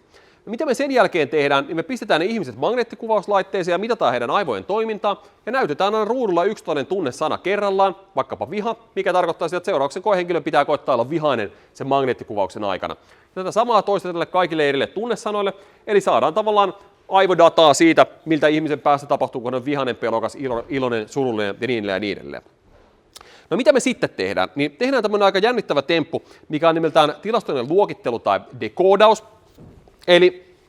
Eli katsotaan, että voidaanko me sitä ihmisten aivosignaalista jollain tavalla pilkkiä esiin, että miltä heistä on kulloinkin tuntunut. Pystytäänkö me rakentamaan semmoinen luokittelija, mikä erottaa esimerkiksi vaikka iloisuuteen ja vihaisuuteen liittyvät aivotoiminnot toisistaan. Ja se tapahtuu sillä tavalla, että meillä on tämmöinen opetusdata, missä me annetaan sille meidän luokittajalle tämmöinen setti sitä aivokuvausdataa ja kerrotaan, että tänä hetkellä henkilö on ollut iloinen, tänä hetkenä hän on ollut vihainen, tänä hetkenä hän on ollut pelokas ja niin edelleen. Ja valitaan sieltä sitten sellaiset piirteet siitä aivosignaalista, mitkä kaikista parhaiten jotenkin erottelee nämä eri tilanteet toisistaan, ja pyritään rakentamaan sellainen tilastollinen luokittelija, mikä mahdollisimman hyvin pystyisi erottelemaan nämä eri tunnetilat toisistaan siitä aivosignaalista. No tämä nyt ei ole sinällään mikäänlainen temppu, että sen luokittelijahan pystyy ylisovittamaan aika helposti. Eli kun me tiedetään, että henkilö on ollut tuolloin iloinen ja tuollainen surullinen, me pystytään vähän niin kuin huijaamaan ja tekemään sitä luokittelijasta turhankin hyvä. Eli tälle datalle, millä se luokittelija on opetettu tekemään nämä tunnetilojen luokittelu, se luonnollisesti toimii aika hyvin. Mutta jotta me voidaan varmistua, että se oikeasti toimii hyvin, niin mitä me tehdään on se, että me seuraavaksi annetaan sille luokittelijalle pätkä sellaista dataa, mitä se ei ole koskaan nähnytkään. Jotain aivan uutta dataa, joko jonkun toisen ihmisen dataa tai tämän saman ihmisen dataa jostain myöhemmästä mittaussessiosta, ja sanotaan, että nyt koitapas luokittelija selviytyä tästä, että pystytkö luokittelemaan nämä ihmisen tunnetilat tästä luotettavasti. Jos se pystyy, niin se kertoo meille 2 asiaa. Ensimmäinen on tietenkin se, että se meidän luokittelija toimii, eli me ollaan pystytty rakentamaan tämmöinen yleistyvä algoritmi, mikä pystyy erottelemaan nämä eri tunnetilat toisistaan. Jos se pystyy sen tekemään, niin se tarkoittaa sitä, että ne tunnetilat ovat jotenkin erillisiä siellä aivoissa, eli eri tunnetiloihin liittyy erilainen neuraalinen aktivaatio, koska jos kaikki aktivaatiot samanlaisia, niin silloinhan tämä luokittelija ei pysty sitä mitenkään erottelemaan toisistaan, eikö vaan? Eli katsotaan, miten käy. No itse asiassa toiseksi käy aika hyvin. Eli jos me tehdään ihan 6 eri perustunteella, isolla klusterilla, mitä meillä oli, niin todennäköisyys arvata oikein sattumalta tässä tehtävässä on tietysti 1/6. Ja tässä on nyt plotattu tämän luokittelijan tarkkuus eri tunteille, vihalle, inholle, pelolle, ilolle, surulle ja hämmästykselle. Ja huomataan, että tosiaan tämä luokittelija toimii ihan hämmästyttävän hyvin, eli se pystyy nämä eri tunnetilat erottelemaan toisistaan monta kertaa paremmin kuin pelkästään satunnaisesti arvaamalla. Itse asiassa ihan niin kuin hämmästyttävän korkealla luokittelutarkkuudella näin, vaikka nyt 50% tarkkuus ei ehkä lääketieteellisesti kuulosta hirvettävän isolta, niin kuitenkin tällainen koneoppimiskirjallisuus, että voisi pitää ihan niin kuin kohtuullisen valtavana tarkkuutena. Eli tämä nyt vastaa sen ensimmäiseen kysymykseen, että joo, eri tunnetilat on tosiaan erillisiä diskreettejä, niihin liittyy erilaisia aivotoimintoja, koska me pystytään tämä luokittelu tekemään. Toinen kiinnostava juttu on se, että missä aivoissa nämä erot nyt sitten näkyvät. Että onko jotain tiettyjä alueita, mitkä konsistentisesti pystyy luokittelemaan vaikka pelon muista tunteista tai vihan muista tunteista. Ja tässä nyt eri väreillä kuvattu ne aivojen alueet, mitkä parhaiten pystyy luokittelemaan aina kutakin näistä perustunteista tästä muista tunteista sitten erilaiseksi. Eli siellä on jälleen viha, inho, pelko, ilo, suru ja hämmästys koodattu eri väreillä. Ja nyt jos tämmöinen lokationistinen näkökulma pitäisi paikkansa, niin silloinhan esimerkiksi pelko koodautuisi parhaiten pelkästään amygdalasta ja inho pelkästään insulasta, mutta ihan niin kuin pikasilmäyksellä katsottiin, niin huomataan, että näin ei ole. Eli mikään tietty aivojen alue ei muutu siniseksi tai mikään aivojen tietty alue ei muutu pelkästään vihreäksi, vaan se informaatiosta tunnetilasta näyttää sijaitsevan aika tasan hajautetusti tällä aivojen erilaisilla keskilinjan alueilla. Ja tosiaan nämä keskilinjan alueet on sen takia ehkä tässä tunneprosessissa tärkeää, sinnehän tulee afferenttia tietoa paljon missä kehon tiloista, subjektiivista tiloista, mielentiloista, mikä mahdollistaa sitten todennäköisesti sen, että pystytään erottelemaan nämä eri tunteet toisistaan. Eli nyt tähän alkuperäiseen kysymykseen vastaus on tosiaan semmoinen, että joo, on olemassa tällaisia erilaisia diskreettejä tunteita, jotka on erillisiä aivojen tasolla, mutta eri tunteet eivät paikannu mihinkään tiettyyn erilliseen aivojen osaan, eli kaikkia tunteita edustetaan hajautetusti näillä aivojen tällaisilla keskilinja-alueilla, vaikka ne tunteet ovatkin toisistaan erillisiä. Eli tämä on sekä semmoinen meidän synteesi siitä, että miten näitä tunteita siellä aivoissa sitten ihmisillä käsitellään ja toteutetaan. No, tietenkin aivot on tärkein osa tätä tunneprosessia, mutta mä oon koittanut koko ajan korostaa, että kehot on myös aika tärkeä osa sitä tunnekokemusta, koska ne aivot säätelee sitä meidän kehon toimintaa ja pyrkii niillä kehon toimintamuutoksilla sitten ohjaamaan meidät pois niistä haitallisista tilanteista ja kohti hyödyllisiä tilanteita. Ja tosiaan nämä koordinoidut tunnejärjestelmät vaikuttaa meidän kehon toimintaan yllättävänkin monella tasolla. Luonnollisesti ihan keskushermoston tasolla, eli aivomuutokset, esimerkiksi vaikka välittäjäaineiden erittymissä tai spikingissa, tarkkaavaisuustilojen muutokset, vireystilan muutokset, muistitoimintojen muutokset ja niin edelleen. Mutta tästä eteenpäin lista, mihin prosesseihin tunteet vaikuttaa kehossa, onkin aika yllättävää pitkä, esimerkiksi tuki- ja liikuntaelimistön toimintaan, liikunnan muodossa ja siihen, miten meidän keho valmistautuu erilaisiin puolustamisreaktioihin, hengityselimistön toiminta, esimerkiksi hengityksen kiihtyminen tai tasaantuminen, hapenottokyvyn säätely erilaisissa uhka- ja kiihtymistilanteissa. Samaan syssyyn liittyy tietenkin sydän- ja verenkierto, sisäeritys, ruoansulatustoiminta ja jopa lisääntymisjärjestelmä tai lisääntymiselimet muokkautuvat pitkittyneen tunnetilojen seurauksina. Eli tunteet ja keho on aika voimakkaassa linkissä keskenään ja tosiaan niin kuin sanoinkin, niin se linkki on molemmin suuntainen, eli ensinnäkin pitkittyneet kielteiset tunnetilat on erittäin haitallisia, ei pelkästään mielenterveydelle, vaan myös somaattiselle terveydelle. Ja ne kaksi tämmöistä tunnetuinta pahista on just tämä viha tai kiukku ja ahdistuneisuus, mitkä kuormittaa meidän hengitys- ja verenkiertoelimistöä todella radikaalisti, koska ne aiheuttaa sen pitkäkestoisen vireystilan, nostaa meidän sympaattisen hermoston toimintaa ja fysiologista kuormaa, ja sillä tavalla samalla tavalla ylikuormittaa meidän sydäntä ja keuhkoja ja aiheuttaa itse asiassa niin kuin aika paljon tämmöistä sydän- ja verisuonitautistoa sitten pitkittyessään. Mutta toisaalta myös somaattiset sairaudet vaikuttaa meidän tunneelimistöön tai tunnetilaan. Esimerkiksi monissa pitkäaikaissairauksissa tunnetila muuttuu negatiiviseksi ja sitten myös tietenkin lääkitys, mitä erilaisiin pitkäaikaissairauksiin voidaan käyttää, niin todennäköisesti monella tavalla myös vaikuttaa meidän siihen tunnejärjestelmien toimintaan. Nämä tunteet on aika tiukasti tosiaan linkissä siihen kehon toimintaan, ja sen takia niistä omista tunteista ja hyvinvoinnista pitäminen tai sitä henkistä hyvinvoinnista huolenpitäminen onkin tärkeää myös sen kehollisen hyvinvoinnin kannalta. Mutta yksi aika jännittävä linkki näiden kehon ja tunteiden välillä on se, että mistä nämä tietoiset tunnekokemukset meille syntyy. Ja tällainen klassinen malli oikeastaan siitä, että mistä me tiedetään, että me ollaan vihaisia, niin perustuukin tämmöiseen keholliseen feedback-silmukkaan. Tätä on useat tutkijat esittäneet niin kuin aina viimeisen 100 vuoden aikana. Tämä on edelleenkin tällainen aika yleinen malli siitä, että mistä ne tämmöiset niin kuin tietoiset tunnekokemukset syntyy. Eli menee suunnilleen sillä tavalla, että jos me nähdään jotain uhkaavaa, meidän aivot ensin käsittelee sen, että nyt on joku uhka ympäristössä, ja tämä uhka virittää meissä sen tunnereaktion, mikä sitten käynnistää kehossa tiettyjä muutoksia, että meidän keho rupeaa vastaamaan vaikka tämmöiseen veitsimiehen hyökkäykseen. Sitten kun tämä tämä kehon toiminta muuttuu, niin meidän aivot saa palautetta tietysti siitä, että miten se meidän kehon toiminta on tällä hetkellä muuttunut ja miten se kehon toiminta tällä hetkellä lepää. Ja ajatellaan, että ehkäpä tietoisuus näistä kehon tilan muutoksista voisikin olla sellainen kriittinen tekijä, mikä aiheuttaa sen tietoisen tunnekokemuksen. Eli kun me huomataan, että meidän kehon tila muuttuu, niin se jollain tavalla se kehon tilan muutos laukaisisi meissä mielessä sen tietoisen tunnekokemuksen. Eli se neuraalinen toiminta ei sinällään, mikä siihen tunteen käynnistämiseen liittyy, ei sinällään laukaisisikaan sitä tietoista tunnekokemusta, vaan se liittyisi enemmänkin sitten siihen tietoisuuteen siitä, että meidän kehon tila on jollain tavalla muuttunut. Tämä on tämmöinen klassinen aika yleinen malli, mutta jotta tämä voisi pitää paikkansa, niin se tietysti tarkoittaa sitä, että ensinnäkin, jotta tämä keho voisi viestiä meidän tunnetiloista, niin erilaisiin tunnetiloihin pitäisi liittyä keskenään erilaisia kehontilojen muutoksia, mutta tästä on itse asiassa aika rajallisesti ollut tietoa.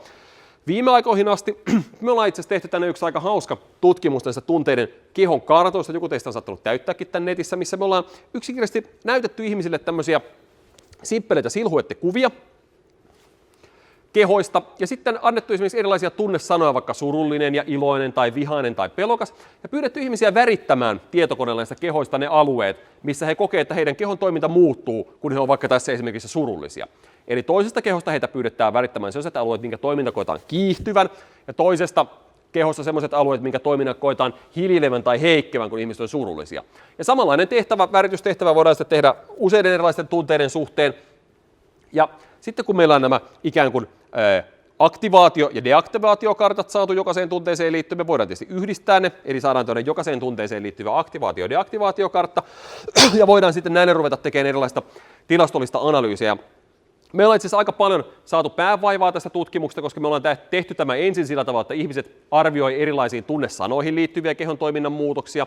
Sitten me laitettiin ihmiset lukemaan erilaisia tarinoita, mitkä aiheuttaa tunteita, ja pyydettiin arvioida, miltä kehosta tuntuu, kun he lukevat vaikkapa surullisia tai iloisia tarinoita. Ja näytettiin erilaisia elokuvia, yrjöttäviä elokuvia ja iloisia elokuvia ja surullisia elokuvia, ja pyydettiin ihmisiä arvioimaan, miltä kehosta tuntuu. Ja mitattiin näitä kehonkarttoja Suomessa ja Ruotsissa ja Taiwanissa ja missä liian. Ja oikeastaan sikäli turhaa bisnestä, koska näytti, että on erittäin konsistentteja, samankaltaisia nämä ihmisten keholliset kokemukset eri tunteissa, riippumatta siitä, että millä tavalla ne tunteet ihmisille tuotetaanko se vaikka elokuvilla tai tarinoilla tai muistelmalla tunneasioita, tai riippumatta siitä, että onko nämä ihmiset länsimaalaisissa vai itä-aasialaisissa kulttuureissa kasvaneita. Eli kun me suunnilleen keskiarvostetaan ne kartat, me saadaan tällaiset kehoaktivaatiokartat näkyviin erilaisille tunteille, missä siis kirkkaat värit tai keltaiset värit kuvaa aktivoitumista, kiihtynyttä toimintaa, ja noin siniset värit hiljenemistä ja heikkenemistä toimintaa. Ja tästä varmaan nyt ihan suoraan omalla niissilläkin näkee, että tosiaan erilaisiin tunteihin liittyy hyvin erilaisia kehon toiminnan muutoksia, mikä nyt tietysti ei sinällään, tutkijat haluaa aina jotenkin numerissa muodossa sen tuloksen, että onko ne nyt sitten erilaisia ne kartat vai ei. Jälleen kerran me ollaan käytetty sitä tilastollista luokittelualgoritmia tähän ja katsottu, että voidaanko me sen luokittelijan avulla ajaa tämä data läpi sillä tavalla, että me pystytään erottelemaan nämä eri tunteet toisistaan. Ja jälleen ajatus on se, että jos se luokittelija pystyy ne erottelemaan toisistaan, niin silloin siinä datassa, mitä me sille luokittajalle annetaan, on jotain niin systemaattista, että se luokittelija pystyy sen homman hoitamaan. Ja jälleen kerran voidaan havaita, että tosiaan luokittelija pystyy erittäin hyvin nämä eri tunteisiin liittyvät kehonkartat sitten erottelemaan toisistaan, mikä jälleen osoittaa meille sen, että nämä eri tunteisiin liittyy sitten tosiaan erilaisia kehollisia toimintoja tai kehollisia reaktioita, mitkä sitten saattaa tosiaan olla sen tietoisen tunnekokemuksen pohjana, mikä on mun mielestä aika hauska tulosta. Se ei saada kivoja kuvia, vaikka ei mitata aivoista yhtään mitään, ja silti pystytään tekemään kiinnostavaa tutkimusta. No, lupasin aluksi kertoa teille jokuisen sanan tämmöistä tunteiden sitten sosiaalisista tehtävistä. Useinhan semmoinen prototyyppiesimerkki siitä, että mitä ne tunteet sitten tekee, että ne on tosiaan sellaisia suojelumekanismeja, että kun me nähdään jotain pahaa tai kammottavaa, ne tunteet sitten jotenkin suojelee meitä tämmöisissä tilanteissa, mutta yhä enemmän sekä meidän omassa että muiden tutkimuksissa on noussut esiin tämmöinen näkökulma, että ne tunteet on meidän sosiaalisten eläinten tämmöinen yksi keskeinen mekanismi, mikä saa meidät liittymään yhteen ja mikä edistää meidän tässä sosiaalista toimintaa ja hyvinvointia. Ja voidaan ajatella, että nämä tunnesysteemit onkin pitkälti jalostuneet sitten sen myötä, että me toimitaan tämmöisissä isoissa laumoissa ja niissä tarvitsee sitten koordinoida jollain tavalla tätä sosiaalista toimintaa. Ja miten nämä tunteet sitten tässä voisi niin kuin olla mukana, niin meidän lähisukulaisilla apinoilla on tämmöinen hyvin simppeli tapa, millä he ylläpitää tämmöisiä sosiaalisia syhteitä, mitä kutsutaan englanniksi grooming, ja suomeksi on varmaan lähinnä sukiminen. Eli monet laumassa elävät apinat pitää sosiaalisia suhteitaan yllä sillä, että ne yksinkertaisesti koskettelee toisiaan sukiin. Ne viettää huomattavan osan päivästään vapaa-ajastaan siihen, että ne puhdistaa toisien turkkia. Ja mitä enemmän, tai se, että kuinka paljon ketäkin lauman jäsentä suitaan, sitten määrää sen lauman tämmöisen sosiaalisen rakenteen ja hierarkian aika pitkälti. Ja tämä on sitten tosiaan niin kuin apinoista myös aika miellyttävää puuhaa. Ne tykkää olla suittavana, ne tykkää sukia toisiaan, ja ollaan näytetty tänne yksi tietty välittäinen molekyyli, endogeeniset opioidit. Näyttäisi olevan keskeisellä sijalla tässä sukimisessa ja siitä seuraavassa tästä niin kuin sosiaalisen verkoston mukautuvasta. Eli tämä aivojen opioidiniminen välittäinen järjestelmä näyttäisi aktivoituvan apinoilla silloin, kun ne sukii toisiaan. Ja voidaan ajatella, että tämä on niin väitetty, että tämä opioidisysteemi olisikin nimenomaan tämmöinen neurokemiallinen radasto, mikä se ensinnäkin liittyy mielihyvään voimakkaasti. Opiaattien antaminen, siis opiaadiagonistien antaminen ihmisille tuottaa mielihyvää, niin kuin esimerkiksi ottaa morkkua, siitähän tulee hyvä olo. Ja opioidiagonistien antaminen saattaa taas aiheuttaa kielteisiä tuntemuksia. Niin tämä opioidijärjestelmä voisikin olla tämän mielihyvää tuottavan mekaniikkansa kautta tämmöinen sosiaalisia suhteita ylläpitävä järjestelmä, eli ikään kuin sosiaalisissa suhteissa saatava mielihyvä johtuisikin nimenomaan siitä, että tämä opioidijärjestelmä aktivoituu ja tämä opioidijärjestelmän toiminta saattaisi olla, tai sen mukautuminen saattaisi sitten olla näiden sosiaalisen suhteiden muokkautumisen taustalla. Ja tätä on tosiaan apinoilla tutkittu. Ihmisilläkin tietysti tätä on mahdollista tutkia, tätä opioidijärjestelmän toimintaa. Me ei tietenkään voida hirveän helposti ex vivo tutkia, sitten ihmisten määrittää noin molekyylipitoisuuksia post mortem, mutta me voidaan luojan kiitos tehdä sitten näitä hommia in vivo elävillä ihmisillä. Ja yksi tämmöinen aika hauska koesarja, mitä me ollaan tekemässä, tämä ei ole vielä ihan valmis, mutta näytän, koska tämä on niin kiinnostava. Me käytetään sitä positroniemissiotomografiaa siihen, että me voidaan mitata näiden yksittäisten aivojen välittäjien molekyylien toimintaa erilaisten vaikkapa tunnekokemusten aikana. Ja tämä PET-menetelmä perustuu siihen, että me ruiskutetaan sinne kehoon tämmöistä radioaktiivista merkkiainetta, eli me radioleimataan joku tietty kohdemolekyyli tämmöisellä nopeasti hajoavalla osalla. Ja tämä merkkiaine, mikä me leimataan, on tietysti joku sellainen, mitä siellä luonnollisesti kudoksessa esiintyy, ja ajatellaan, että tämä merkkiaine menee samoihin paikkoihin kuin se kohdemolekyyli menisi normaalisti. Jolloin me halutaan tutkia vaikkapa ihmisen glukoosiaineenvaihduntaa, niin me leimataan tavallinen glukoosimolekyyli esimerkiksi radioaktiivisella fluorilla, jolloin tämä radioaktiivinen fluorimolekyyli käyttäytyy samalla tavalla kuin normaali glukoosi. Se syrjäyttää sen normaalin kehossa olevan glukoosin ja menee siis samaan paikkaan, missä sitä glukoosia normaalisti olisi. Mitä sen jälkeen tapahtuu, niin tämä radioaktiivinen merkkiaine hajoaa tietenkin jossain vaiheessa siellä aivoissa, ja tämän positroniannihilaation sitten hajoamistuotteet me voidaan paikallistaa tällä PET-kameralla, mikä näkyy tässä tällaisena renkalana.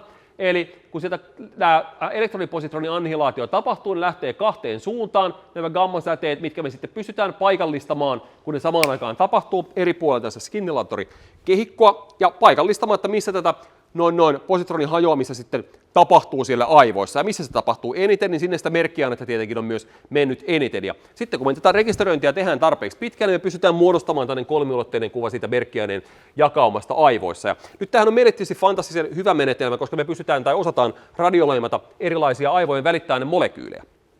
Jos me radioleimataan vaikka tämmöinen endogeeninen opioidimolekyyli, niin silloin me voidaan katsoa, että ensinnäkin missä aivoissa on näitä opioidireseptoreja, minne tämä opioidimerkkiäinen molekyyli, leimattu opioidimerkkiäinen molekyyli reagoi, tai siis sitoutuu. Ja sitten kun me tehdään erilaisia kokeita, me voidaan katsoa, että miten tämä opioidin välittäjäaineen tai merkkiaineen sitoutuminen muuttuu erilaisten koetilanteiden aikana. Ja koska me tietysti haluttiin tätä yhteenliittymistä tutkia ihan yksinkertaisimmillaan, me ollaan tässä tänne kohta ehkä sairaalassa klassikkotason saanut tai klassikkoarvonimen saanut niin sanottu Pleasure PET tai Hiplaus PET koe, missä me ollaan pistetty poikia tonne kameraputkeen, PET-kameraputkeen, ja sitten mitattu, mitä heidän aivoissa tapahtuu, opioidijärjestelmässä tapahtuu, kun heidän tyttöystävänsä koskettelee heitä tällainen miellyttävällä tavalla, samalla tavalla siis vähän kuin mitä ne apinat tekee, kuitenkin ihmisille miellyttävällä tavalla. Eli katsotaan tästä kaikista intiimeintä sosiaalisen kontaktin ylläpidon muotoa, kosketusta. Et voiko tämmöinen sosiaalinen koskettaminen aiheuttaa tämmöistä niin kuin opioidivastetta aivoissa, ja jos näin on, niin voisiko se olla se opioidivaste tämän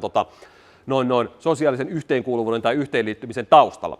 Eli ollaan mitattu poikien aivojen opioiditonussa silloin, kun heidän tyttöystävänsä koskettelee heitä tällainen miellyttävällä, mukavalla tavalla, ei mitenkään seksuaalisesti, mutta kunhan nyt koskettelee sillä, että se tuntuu kivalta, tai kun pojat lepää skannerissa keskenään tekemättä yhtään mitään. Ja katsotaan, että mitä aivoissa ja päässä tapahtuu.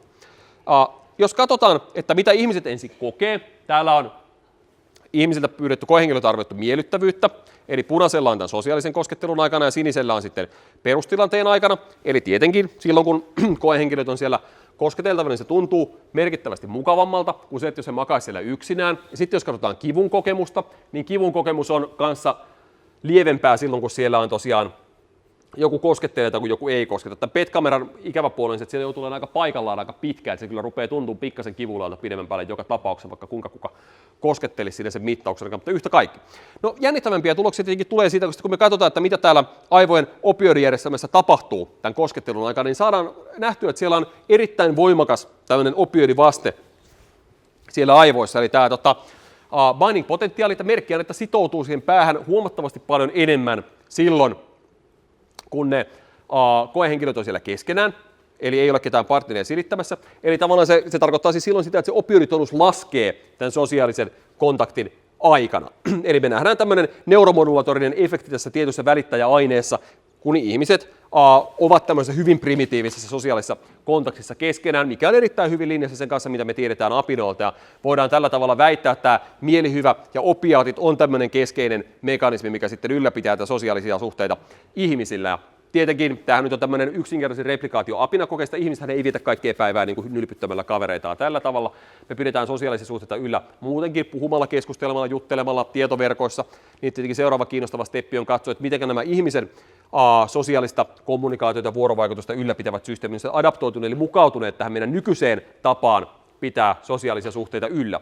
Eli aiheuttaako esimerkiksi keskustelu samanlaisen opioidivasteen aivoissa kuin tämä tämmöinen intiimi koskettelu, vai onko tämä joku tämmöinen primitiivinen jääne siitä, mitä meidän esihistorialliset isät on tehneet sitten aikanaan ylläpitääkseen näitä sosiaalisia suhteita.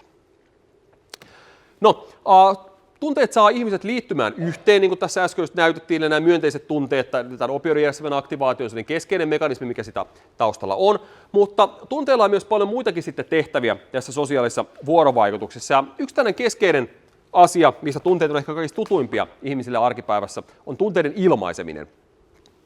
Ja tunteet on tosiaan sikäli poikkeuksellinen juttu, tai sikäli poikkeuksellinen mielensisäinen prosessi, että ne näkyy ulospäin. Ei pelkästään ihmisillä, mutta kaikilla muillakin, tai ei kaikilla muillakin, mutta suurilla osalla muita eläimiä. Eli meille se on jotenkin itsestään selvää, että totta kai ne tunteet näkyy ulospäin, mutta jos ajatellaan muita tosiaan henkisiä prosesseja, niin se ei ole itsestään selvää ollenkaan. Että jos vaikka mietitte nyt, että mitä kautta te kävelette kotiin, kun te täältä lähdette, niin se ei näy mitenkään ulospäin, me ei huomaa yhtään mitään muutoksia kenessäkään. Tai jos te ajattelette, että mitä te laitatte päälle vaikka pikkujouluihin, kun sellaiset tulee, ei näy millään tavalla. Mutta sitten, jos joku vaikka tökkää teitä oikein kovaa vieressä istuja harpilla polveen, niin se aivan varmasti näkyy naamalta se kipu. Eli tunteita viestitään automaattisesti ulospäin toisille. Tämä on aivan poikkeuksellinen ilmiö tosiaan, mitä tulee tämmöisiin henkisiin toimintoihin. Eli meidän henkiset toiminnat näkyy jotenkin ulospäin. Ja niitä näkyy tosiaan ihmisillä, eläimillä. Tässä on Charles Darwinin kuvia hänen varhaisesta kirjastaan Expression of Emotions in Man and Animals. Erilaisilla eläimillä on systemaattisia tunneilmaisuja liittyen tiettyihin mielensisäisiin tiloihin.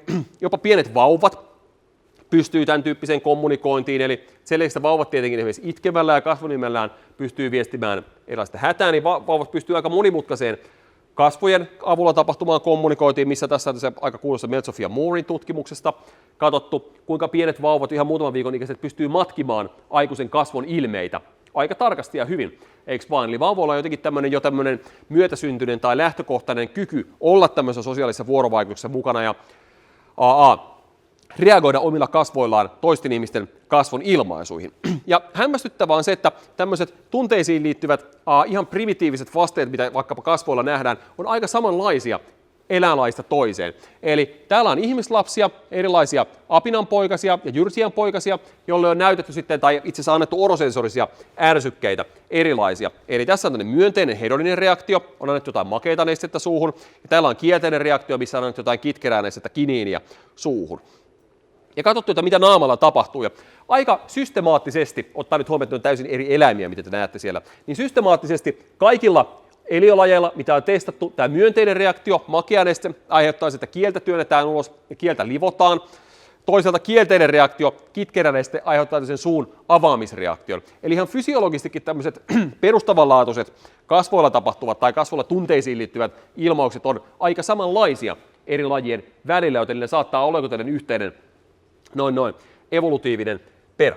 Tämähän ei tietenkään vielä nyt kyllä tarkoita sitä, että näillä olisi mitään tämmöistä kommunikatiivista merkitystä. Eli niin kuin tästä varmaan jo hoksaatte, niin nämä reaktiothan saattaa suoraan liittyä vaan siihen, että reagoidaan siihen ärsytykseen, ulkoiseen ärsytykseen. Ei pyritä välttämättä viestittämään mitään näillä ilmeillä toisille. Ei pyritä aiko työntämään se kitkerä neste pois sieltä suusta tai hankkimaan lisää sitä makeaa nestettä. Ja samanlainen argumentti voisi tietysti pitää paikkansa myös erilaisiin ihmisten tunneilmaisuihin. Tässä on tämmöinen kanoninen pelkoilme ihmiseltä. Ja pelkoilmeen tyypilliset tunnusmerkit on esimerkiksi se, että pupilli ja silmäaukko laajenee, sieraimet laajenee ja suu aukeaa. Tämä on hyvin helposti tunnistettava peloksi tämä ilme tai säikähdykseksi, mikä tässä on. No nyt tietenkin joku sanoisi varmaan, että okei, näin varmaan onkin, mutta nämä kaikki tämmöiset muutokset, mitä kasvoilla tässä havaitaan, on tämmöisiä fysiologisia artefaktoja, mitkä liittyy ainoastaan, että pyritään tehostamaan sitä kehon toimintaa, että tämä ilme ei sinällään olisikaan mikään viesti. Että esimerkiksi kun silmäaukko ja pupillit laajenee, näköärsykkeet pääsee paremmin aivokuorelle, näkeminen paranee, sierainten laajeneminen ja suun aukeaminen tehostaisi hapenottokykyä. Eli nämä muutokset, mitä kasvoilla nähdään, ei liittyisikään mitenkään viestimiseen ulospäin, ne olisi vaan seurausta siitä, että pyritään jollain tavalla sitten parantamaan, tehostamaan sitä kehon toimintaa, mitä siihen tunteeseen tulee. No, tämä voi tietenkin osittain pitää paikkansa, mutta aika systemaattisesti eri tutkimuksissa on osoitettu, että ihmisillä on tämmöinen aika universaali kasvojen kieli. Eli tietyt tunnetilat liittyy hyvin systemaattisena tietyn tyyppisiin kasvonilmeisiin, mitä näyttäisi olevan kohtuullisen rajallinen määrä. Eli semmoiset, mitkä näyttäisi olevan käytettyjä melkein kulttuurissa kuin kulttuurissa, mielihyvä, hämmästys, inho, pelko, viha ja suru, mitä näkyy täällä. Ja tämä kasvojen kieli on sikäli aika jännittävää, että vaikka nyt aina välillä onkin ristiriitaisia löydöksiä, niin tosiaan nämä ilmeet näyttäisi olevan systemaattisesti hyvin samanlaisia kulttuurista toiseen.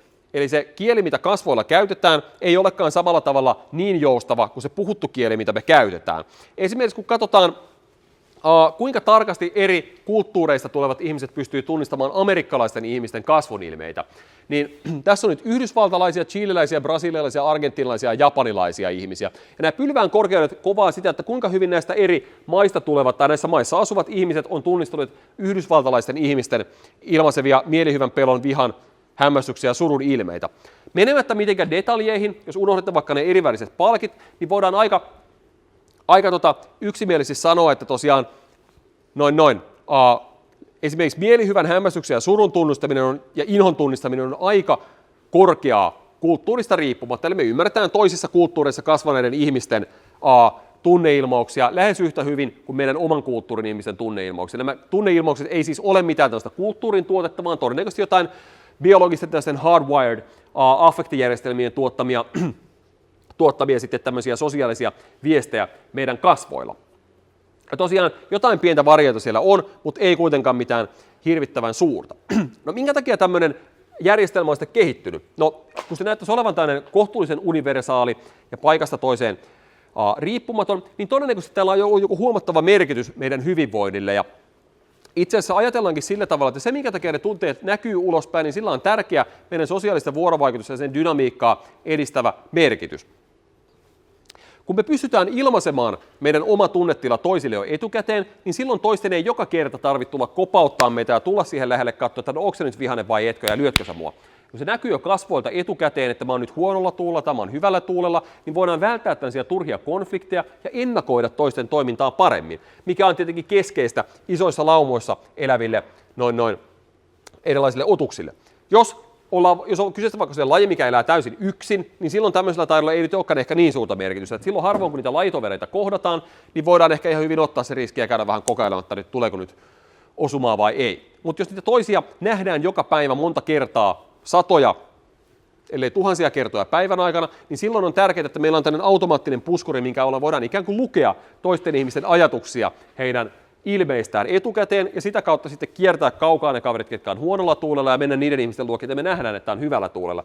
Eli tämmöinen viestintä tehostaa todennäköisesti sosiaalista vuorovaikutusta aika merkittävästi. No tietenkin näissä ilmauksissa on jonkun verran eroja kulttuurista toiseen, eli ne ei ole aivan samanlaisia eri kulttuureissa, tietenkin johtuen myös siitä, että kasvojen fysiognomiassa on eroa vaikkapa länsi-eurooppalaisen, kaukaisialaisten ja itä-asialaisten ihmisten välillä, mutta ajatellaan, että tämä tunteita tuottava affektiohjelma siellä aivoissa on enemmän tai vähemmän samanlainen kaikilla ihmisillä, koska se on lajikehityksen myötä syntynyt. Mutta nämä erot näiden eri kulttuurien välillä voidaan selittää sillä, että näissä ilmeissä on tällaisia paikallisia murteita, Eli vaikkapa japanilaiset saattaa ilmaista iloa vähän eri tavalla kuin Suomessa, ja ruotsalaiset saattaa ilmaista vaikkapa surua hieman eri tavalla kuin Suomessa tai Japanissa. Eli tällaiset erilaiset murteet tuottaa sitten pieniä eroja siihen tunnekieleen, samalla tavalla kuin kielten murteet tuottaa eroja siihen, että miten me puhutaan vaikka Tampereella tai Helsingissä tai Raumalla. Ja lisäksi tämmöiset kulttuurikohtaiset esittämissäännöt, eli millaisissa tilanteissa on suotavaa esittää erilaisia tai ilmaista erilaisia tunteita, vaikuttaa myös siihen, että millainen se noin tunneverkosto tai ilmasto sitten eri maissa on. Eli nämä voi olla sitten enemmänkin sellaisia kulttuurisia tuotteita tai sopimuksia siitä, että onko surua soveliasta ilmasta julkisesti tai ylipäätään ollenkaan, ja onko suotavampaa ilmasta myönteisiä tai kielteisiä tunteita. Nämä ei liity välttämättä mitenkään siihen, että miten ne tunnesysteemit siellä aivoissa toimii. Nämä liittyy siihen, että miten on sovittu, opittu, että miten tässä paikassa käyttäydytään. Näiden tietämättä jättäminen saattaa usein aiheuttaa isoja ongelmia sitten, kun hypätään tai mennään kulttuurista toiseen. No, yksi aika hyvä esimerkki tästä on tämmöinen esittämissäännössä tämmöinen koe, missä tutkittiin tämmöisiä niin kielteisten tunteiden ilmaisemista Japanissa ja Amerikassa. Laitettiin japanilaisia ja amerikkalaisia ihmisiä katsomaan tästä elokuvaa pareittain, amerikkalaisia pareittain ja japanilaisia pareittain, ja rekisteröitiin heidän kasvon ilmeitään. Ja amerikkalaiset, kun katsoi inhottavaa elokuvaa kaverin kanssa, naama koko ajan vääntelehti, että ei näytä yhtään hyvältä. Ja japanilaiset, kun katsoo siinä kaverin kanssa, niin mitään ei tapahdu oikeastaan kasvoilla. Että ihan sama kuin katselisi uutisia, ei uutiset huono esimerkki, mutta vaikkapa kaalikeiton valmistamiselokuvaa. Ja ei mitään efektiä. Ja tutkijat olisivat vähän ihmeessä, että miten tämä näin voi olla. Seuraavaksi teki saman kokeen sillä tavalla, että he laittavat ne koehenkilöt katsomaan sitä elokuvaa yksistään. Taas kun amerikkalaiset katsoo elokuvaa, niin naama vääntelehti ihan samalla tavalla kuin kaverin kanssa katsottaessa, mutta nyt japanilaistenkin naamat herää yhtäkkiä eloon. Eli kun japanilaiset katsoo sitä elokuvaa yksinään, niin silloin ne automaattiset kasvonilmeet, mitä niin heissä virjääviin tunteisiin, tai mitä ne heissä virjäävät tunteet aiheuttaa, tuleekin pintaan. Miksi niitä ei näkynyt silloin, kun he katsoivat sitä elokuvaa kaverin kanssa? Johtui tietysti siitä, että Japanissa on voimakas tämmöinen kulttuurinen esittämissääntö, että tunteita ei pidä ilmaista kielteisiä tunteita julkisesti toisen ihmisen kanssa. Silloin kun sitä elokuvaa katsottiin toisen ihmisen kanssa, tämä sääntö oli voimassa ja ihmiset maskas niiden tunteiden esiintymisen kasvoillaan tyystin, mutta kun taas tämä sääntö ei ollut voimassa tässä yksinkatselutilanteessa, niin silloin kasvot heräskin eloon ihan samalla tavalla kuin amerikkalaisilla. Amerikkalaisilla tämmöistä sääntöä taisi ollut. Heille oli hyväksyttävää ilmaista niitä tunteita kasvollaan sekä toisen läsnä ollessa että yksin ollessa. Ja sikäli sitten nämä ilmeet oli samanlaisia. No, viimeinen tämmöinen näihin tunteisiin ilmaisuihin liittyvä asia, mitä mä ajattelin tässä käydä läpi, on sitten se, että nämä ilmeet ei ole pelkästään viestejä siitä, tämmöisiä niin kuin verbaalisia viestejä tai tiedonantoja siitä, että miltä musta tuntuu, vaan niillä on myös tämmöisiä ihan suoraan toisten ihmisten toimintaan vaikuttavia funktioita, mistä yksi tärkein on se, että tunteet tarttuu ihmistä toimeen. Englanniksi puhutaan emotional contagion, mikä on siis niin kuin käytössä sama asia kuin esimerkiksi vaikka tautien tarttuminen. Eli kun me nähdään toisia ihmisiä ja heidän tunteitaan, niin aika usein meille itselle syntyy ainakin osittain vastaavanlainen tunne meidän omassa kehossa. Ja tämä on yksi tämmöinen keskeinen osa, tämä tunteiden tarttuminen, näitä tunneviestintää. Eli kun me nähdään joku tämmöinen tunteen lähettäjä, ilmaisee omaa tunnetilansa vaikkapa ilmeiden, äänenpainoja, semantiikan ja kehonkielen ja kosketuksen avulla, toinen ihminen havaitsija näkee, kokee, miltä sitä toisesta ihmisestä tuntuu, että toisen ihmisen tunnetilan havaitseminen ja näkeminen aikaansaa sen, että sen havaitsijan mielessä ja kehossa viriää samanlainen tunnetila kuin tällä toisella ihmisellä oli, eikä sen alunperin tunnetilan viesti. Eli se tunnetila hyppää ihmisestä toiseen automaattisesti. Ja tästähän on paljon varmaan kaikilla tällaisia omakohtaisia kokemuksia, kuinka tunteet saattaa levitä isossa tässä verkostossa. Esimerkiksi vaikka urheilukilpailuissa tämmöinen mieliala alkaa yhtäkkiä nousee, vaikka kaikki on aluksi jännittyneitä ja tylsiä. Ei tarvita kuin muutama ihminen, joka innostuu oikein kunnolla hurraamaan, ja yhtäkkiä koko katsomo on täysin innoissaan. Jossain mielenosoituksessa joku viha ja kiukku saattaa levitä salaman nopeasti, vaikka se alkaakin ihan rauhallisessa tilaisuus, niin yhtäkkiä kaikki jotenkin pääsee samanlaiseen pyhään vihaan, kun se kielteinen tunne tarttuu ihmistä toiseen. Tai esimerkiksi vaikkapa jos menee hautajaisiin, jossa ei tunne yhtään ketään, tämä vainaja on täysin itselle vieras, niin se muiden ihmisten kyynelehtiminen ja intensiivinen kielteinen tunnereaktio melkein väistämättä tarttuu omaan itseen. Ja se alkaa itsekin tulla surulliseksi, vaikka ei ole periaatteessa mitään syytä olla surullinen, koska joku aivan vieras ihminen on kuollut ja niitä kuolinilmoituksia näkee Hesarissa joka päivä lukuisia. Että me ei pitäisi tapahtua mitään, mutta silti tapahtuu. Ja tosiaan on aika paljon tutkimuksia, missä on tosiaan näytetty ihan kokeissa, että nämä tunteet tosiaan tarttuu ihmisistä toiseen. Ja on näytetty, että tämä tunteiden tarttuminen synkronoi esimerkiksi vaikkapa ilmeitä, ihmiset matkii toisensa ilmeitä automaattisesti, fysiologiset vasteet, kuten sydämen syketaajuudet, muuttuu täysin tunteiden tarttumisen joukosta, ja myös ihmisten käyttäytyminen muuttuu tunteiden tarttumisen vuoksi. Nyt tietysti kysymys herää, että miksi näin käy? Mikä pointsu tässä on, tai mitä tämä hyödyttää, että toisten ihmisten myönteiset tai kielteiset tunteet tarttuu meihin itseen? Niin ajatellaan, että se tunteiden tarttuminen ikään kuin antaa meille sen prosessointiviitekehyksen. Jos me nähdään joku ihminen, joka on hirmuisen surullinen, kun se suru tarttuu meihin itseemme, ainakin jossain määrin, niin me itse tullaan myös pikkasen surulliseksi, ja silloin meillä on tämmöinen mielen sisäinen ja kehollinen viitekehys, ikään kuin surun viitekehys, minkä läpi voidaan tulkita sen toisen ihmisen ajatuksia ja tunteita. Samalla tavalla kuin mikä tahansa tämmöinen kognitiivinen prosessointiviitekehys tehostaa tiedonkäsittelyä, mieleenpainamista ja palauttamista, myös tämmöinen tunneviitekehys, mikä syntyy tunteiden tarttumisen kautta, niin voi sitten tehostaa sitä sosiaalista vuorovaikutusta. Jos me ollaan vaikka nähdään toinen surullinen ihminen, niin tämä tunteiden tarttuminen ikään kuin lätkäsee meille siniset silmälasit naamalla, ja mekin aletaan nähdä maailma surullisena, mikä saattaa se helpottaa sen toisen ihmisen ymmärtämistä. Toisaalta sitten voi tämä tunteiden tarttuminen myös tehostaa tämmöisiä ryhmäilmiöitä, kun kaikki sama tunnetila, vaikkapa viha, tarttuu isolle joukolle ihmisiä, niin se ikään kuin pakottaa heidät toimimaan koordinoidusti, tehokkaasti, samankaltaisesti ja synkronoisesti laumassa, mikä voi olla sitten toinen tässä vuorovaikutuksessa tehostava mekanismi. Eli tällä tavalla tunteet myös ulospäin tapahtuvien ilmausten avulla hyppii ihmistä toiseen ja mukauttaa ihmisten käyttäytymistä.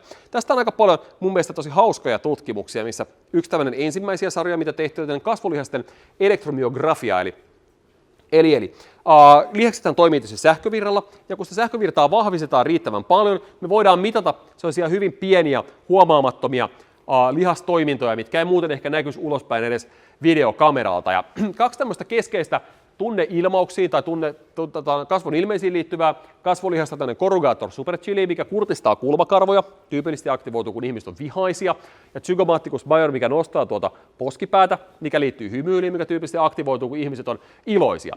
Ja aika paljon on tehty tutkimuksia, missä on sitten mitattu näiden lihasten tästä automaattista sähkötoimintaa tämän elektromyografian avulla, ja mitä voimakkaampaa sähköaktivaatiota näissä lihaksissa näkyy, niin sitä voimakkaammin ne lihakset on kulloinkin toimineet. Ja tässä on yhdestä aika hauskasta kokeesta dataa, missä tehtiin sillä tavalla, että ihmisille väläyteltiin salaman nopeasti iloisia ja vihaisia kasvokuvia, samaan aikaan kuin heidän kasvolihasta näitä kulmakarvojen kurtistajaleista korrugaattoria ja suupielen nostamisleista zygomaatikusta sitten rekisteröitiin tämän elektromyografian avulla, ja katsottiin, että mitä kasvoilla tapahtuu. Reagoiko ihmisten kasvot automaattisesti näihin kasvonilmeisiin, rupeeko ihmiset automaattisesti matkimaan niitä heille näytettyjä ilmeitä, eli tarttuuko ne tunteet ikään kuin automaattisesti sieltä kasvoista havaitsijan päähän. Ja tosiaan näytettiin, kun katsottiin tätä kulmakarvan kurtistajaleista korrugaattoria, niin 400 millisekuntia sen jälkeen, kun se ilmiö on esitetty, niin tämän korrugaattorilihaksen aktivaatio on paljon korkeammalla silloin, kun se ilmiö on ollut vihainen, kun se ilmiö on ollut iloinen. Eli vihaisen ilmeen näyttäminen hyvinkin nopeasti ruudulla aikaansaa sen automaattisen kulmien kurtistumisen, eli ikään kuin se tuntee tarttumisen. Sitten jos katsotaan tätä zygomaatikuslihasta, eli hymylihasta, niin nähdään päinvastainen efekti. Jälleen muutamasta millisekuntia sen kuvan näyttämisen jälkeen zygomaattikuksen aktivaatio on paljon voimakkaampaa, jos ihmiset on nähneet iloisen ilmeen, kuin jos he on nähneet vihaisen ilmeen. Eli tosiaan ne ilmeet ikään kuin hyppää sieltä toisen ihmisen naamalta sen havaitsijan naamaan.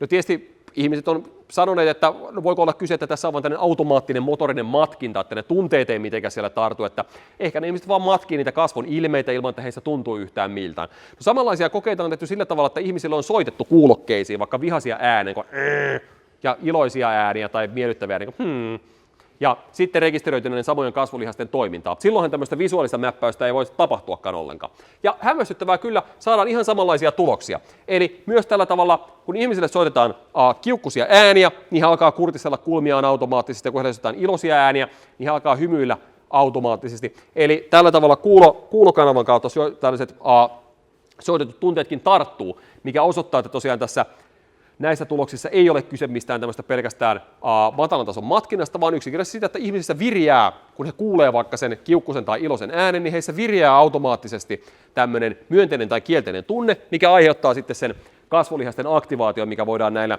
häppäsvärkeillä mitata. Eli nähdään tosiaan, että näin käy. No vieläkin ehkä hauskempi tai jännittävämpi tulos on tämmöinen kaverin Ivana Konvalinkan tulos, missä he on tutkineet sitä, että kuinka tunteet saa ihmisten sydämet sykkimään samaan tahtiin. Ja he on tehnyt tämmöisen espanjalaisen polttavilla hiilillä kävelyrituaalissa, tai firewalking se on niin kuin englanniksi tuli kävely. Eli tämä toimii sillä tavalla, että yksittäinen kävelijä ottaa jonkun sukulaisen reppuselkään ja kävelee tuommoisien hehkuvien hiilien päällä. Onko se nyt sen muutamia metriä vai 10 metriä. Ja tämä on tämmöinen rohkea osoitus, että tulee seuraamaan suuri osa koko kylästä, ja se on valtava tänne massatapahtuma siellä paikan päällä. Ja mitä tässä tehtiin, nämä tutkijat teki, niin he rekisteröivät tämmöisten sykemittareiden avulla näiden tulikävelijöiden ja heidän sukulaistensa sydämen syketaajuuksia. Ja katsoi, että käykö niin, että kun toi yksi ihminen, joka ainoastaan on vaarassa loukata itsensä, eli se, joka kävelee niillä hiilillä, niin kun hänen kiihtyneisyystasossa kasvaa, kun hän kävelee siellä tulisilla hiilillä, niin nähdäänkö samanlaista syketoimintojen muutosta, kiihtyneisyyden kasvua myös hänen sukulaisissaan. Tässä on ihmisiä, kellä hänellä on väliä. Ja näkyykö samanlaista syketaajuuden muutosta tai synkronoitumista muilla ihmisillä?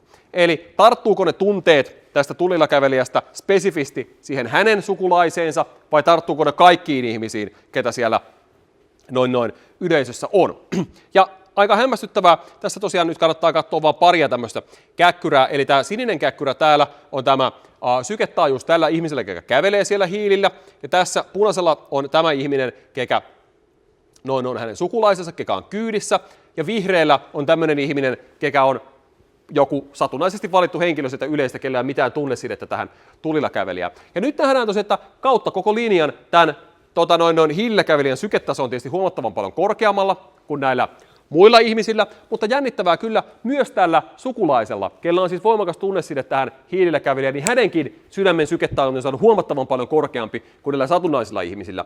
Eli ne tunteet tosiaan jälleen tarttuu ja aikaan saadaan sen vastaavallisen fysiologisen vireystilan muutoksen havaitsijassa, kuin tässä tunteiden kokijassa, hiilillä kävelijässä itsessäkään, mutta valikoiden. Sillä tavalla, että se pääasiassa kasvaa se syketaajuus samaan tahtiin niillä ihmisillä, ketkä on hänen sukulaisiaan, oli he sitten siellä katsomossa tai reppuselässä kyydissä, joo. Edellisessä otsikossa luki, että saa ne sydämet sykkimään samaan tahtiin, että kuitenkin on kyse samasta taajuudesta eikä tahdista. Tässä on katsottu myös sitten sitä spektraalitaajuuskoherenssia, eli kuinka samantahtisia ne on ne sykkeet näillä ihmisillä, eli sitä on myös sitten arvioitu, että ne menee myös hieman samantahtisemmin. Tässä nyt on vain näytetty tämä intensiteetti, kun tämä on helpompi ehkä plotata ja havainnollistaa, että ihan hyvä huomio tosiaan. Mutta tosiaan myös tätä koherenssia sillä pystytään mittaamaan. Ja tosiaan me ollaan itse mitattu tätä koherenssia sitten aivoista ihan kirjaimellisesti, kun tässä nyt on aika paljon tämmöistä dataa, missä on tosiaan näytetty, että jollain tavalla nämä ihmisten käyttäytyminen, toiminta ja fysiologia koordinoituu, kun he kokee voimakkaita tunteita, niin me ollaan mitattu tätä aivojen tasolla sitten tämmöisessä yhdessä tutkimuksessa tai isommassa tutkimussarjassa, missä me ollaan käynyt tämmöistä koehenkilöiden välisten aivotoimintojen synkronoitumista sitten mittana. Eli yksinkertaisesti aletaan ihmiset toiminnallisia magneettikuvauksia ja mitataan heidän aivojensa toimintaa. Silloin, kun heille näytetään tämmöisiä erilaisia elokuvia, tässä tapauksessa tunteita aiheuttavia elokuvia, ja sitten me yksinkertaisesti mitataan, että kuinka samantahtisia ihmisten aivojen toiminnat on ollut eri aivojen alueilla tämän elokuvan katselemisen aikana. Eli jokaisesta tästä vokselista, pienimmästä analyysiyksiköstä, mitä me siellä aivoista mitataan, me saadaan tämmöinen aikasarja, ja me voidaan jokaiselle vokselille laskea kaikkien koehenkilöpärien välillä yksinkertainen korrelaatio, eli kuinka samantahtisesti se toiminta on siinä kyseisessä vokselissa ollut tämän elokuvan katselun aikana, ja tämä voidaan tehdä kaikille mahdollisille koehenkilöpareille, mitä siellä kokeessa meillä on ollut, ja kaikille mahdollisille tämmöisille vokseleille, mitä sieltä aivoista löytyy. Eli tällä tavalla me saadaan tietää, että kuinka samantahtisia koehenkilöiden aivot on ollut minäkin hetkenä sen kokeen aikana. Ja saadaan tämä tieto siis joka paikassa sieltä aivoista. Voidaan tosiaan katsoa, että onko nyt niin, että myös aivojen tasolla ihmisten välinen synkronia kasvaa. Siis kasvaako ihmisten aivojen toimintojen samankaltaisuus silloin, kun ihmiset kokee voimakkaita tunteita. Niin kuin nämä käyttäytymistä ja fysiologiaa mittaavat tutkimukset aikaisemmin voisi osoittaa. Itse asiassa ihan näistä keskushermostotutkimuksistakin olisi tämmöistä osviittaa, että näin voisi olla. Muistatte varmaan, mä näytin jo tämän äsken tämän tutkimuksen, missä inhon kokeminen ja toisen ihmisen inhoreaktion havaitseminen aikaansaa samanlaisia vasteita aivoissa, aktivoi samalla tavalla insulaa, eli toisen ihmisen tunteiden näkeminen jotenkin saa omat tunnesysteemit samaan taajuuteen tai samaan tilaan. Samanlainen efekti nähdään kivun kohdalla, eli se, että ihminen saa sähköiskuja, niin aktivoi tietynlaisen niin sanotun kipumatriisin aivoista, mutta pelkästään se, että nähdään toisen ihmisen kokevan kipua. Nähdään pelkästään, kun toinen ihminen saa sähköiskuja. Sekin aktivoi tämän kipumatriisin tiettyjä alueita. Eli se kipukin peilautuu sinne toisen ihmisen aivoihin. Eli tällä tavalla voitaisiin ajatella, että ne voimakkaat tunteet jotenkin ehkä sais eri ihmisten aivot naksuttamaan samaan tahtiin. Ja me ollaan tosiaan mitattu tätä ihan konkreettisesti sillä tavalla, että me ollaan näytetty ihmisille tällaisia erilaisia elokuvia, tämmöisiä osa mukavia, osa ei niin mukavia elokuvia.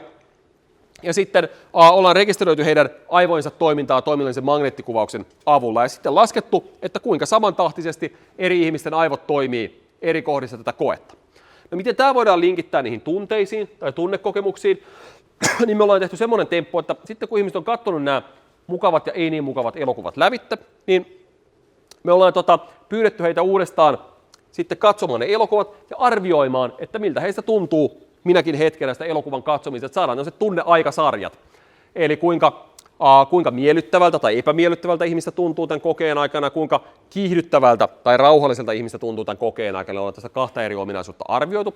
No näistä arvioista, mitä tässä on, niin huomaatte, että aika paljon voimakkaita tunteita näiden elokuvien katseleminen aiheuttaa. Ne tunteet sahaa myönteistä, kielteisiä ja välillä neutraalia. Ja ihmiset kokee myös sellaisia voimakkaita vireystilan muutoksia, eli välillä on kiihtynyt olo ja välillä on rauhallinen olo ja niin edelleen. Ja nyt kun meillä on nämä ihmisten tunneaikasarjat, niin me voidaan näiden tunneaikasarjojen avulla koittaa ennustaa sitä, että kuinka ne aivotoiminnat synkronoituu, eli muuttuu samantahtisiksi ihmisten välillä. Ja oletus tietysti on, että silloin erityisesti kun ihmiset kokee jotain voimakkaita tunteita, niin ne aivot nitskahtaa samaan tahtiin heidän välillään. Johtuen siitä, että ne tunteet tarttuu samalla tavalla niistä elokuvan päähenkilöistä kaikkiin meidän koehenkilöihin ja pakottaa heidän aivonsa jotenkin toimimaan samalla tavalla. Ja tämä on tosiaan oikeastaan aika sellainen hyvin toistuva löydös kaikissa kokeissa, mitä me ollaan tehty. Tässä on reaaliaikaista kuvaa yhdestä tämmöisestä kokeesta, eli pistäisi vielä siksi aikaa pauselle, että mä selitän tässä. Oikealla puolella on live-kuva aivoista, eli miten kuinka samantahtisia koehenkilöiden aivotoiminnot on olleet. Mitä kirkkaammia värejä, sitä samankaltaisempaa aivotoiminto on ollut. Vasemmalla puolella on elokuva, mitä koehenkilöt on nähneet. Tässä on klippi Kummiseta-elokuvasta. Ja nyt kun se klippi alkaa, niin huomaat, että aivotoiminta on koehenkilöiden välillä samantahtista lähinnä täällä näköaivokuorilla, koska kaikki koehenkilöt saa saman näköinformaation samassa tahdissa, niin totta kai ne aistiaivokuoret käsittelee tietoa samantahtisen eri koehenkilöiden välillä. Sen sijaan täällä otsalohkon tunnealueella ei vielä näy oikeastaan juuri mitään samankaltaisuutta, eikä täällä tarkkaavaisuusmekanismeissa. Sitten kun ruudulle alkaa tulla jotain hieman kiinnostavampaa, eli siellä nähdään, että siellä on joku tietty esine tai asia, niin huomaatte, että nyt ihmisten tarkkaavaisuusmekanismit, tarkkaavaisuuspalloreiden avulla alkaa synkronoitua, eli ihmiset alkaa kiinnittää samaan informaation huomiota siellä ruudulla. Otsalohko on edelleen kohtuullisen harmaa, siellä ei mitään merkittävää synkroniaa esiinny, ainoastaan on tilapäisiä pieniä fläitskiä. No nyt kun pikkuhiljaa tämä henkilö tässä videossa rupeaa huomaamaan, että jotain saattaa olla vialla, ehkä huomaat, että siellä on verta lakanoissa ja vähän enemmänkin käsillä, otsalohkossakin alkaa kohta tapahtua jotain, ja sitten siinä vaiheessa, kun tämä varsinainen italialainen tervehdys paljastuu sängyn pohjalta, niin siinä vaiheessa huomaatte, että koko otsalohko on käytännössä täysin punainen, täysin synkronoitunut eri ihmisten välillä. Eli kun tulee tämmöinen erittäin voimakas kielteinen tunnesignaali, niin eri ihmisten aivotoiminnot nitskahtaa täsmälleen samaan tahtiin, koska se kielteinen tunne tästä elokuvasta välittyy ja tarttuu samalla tavalla kaikkiin näihin havaitsijoihin.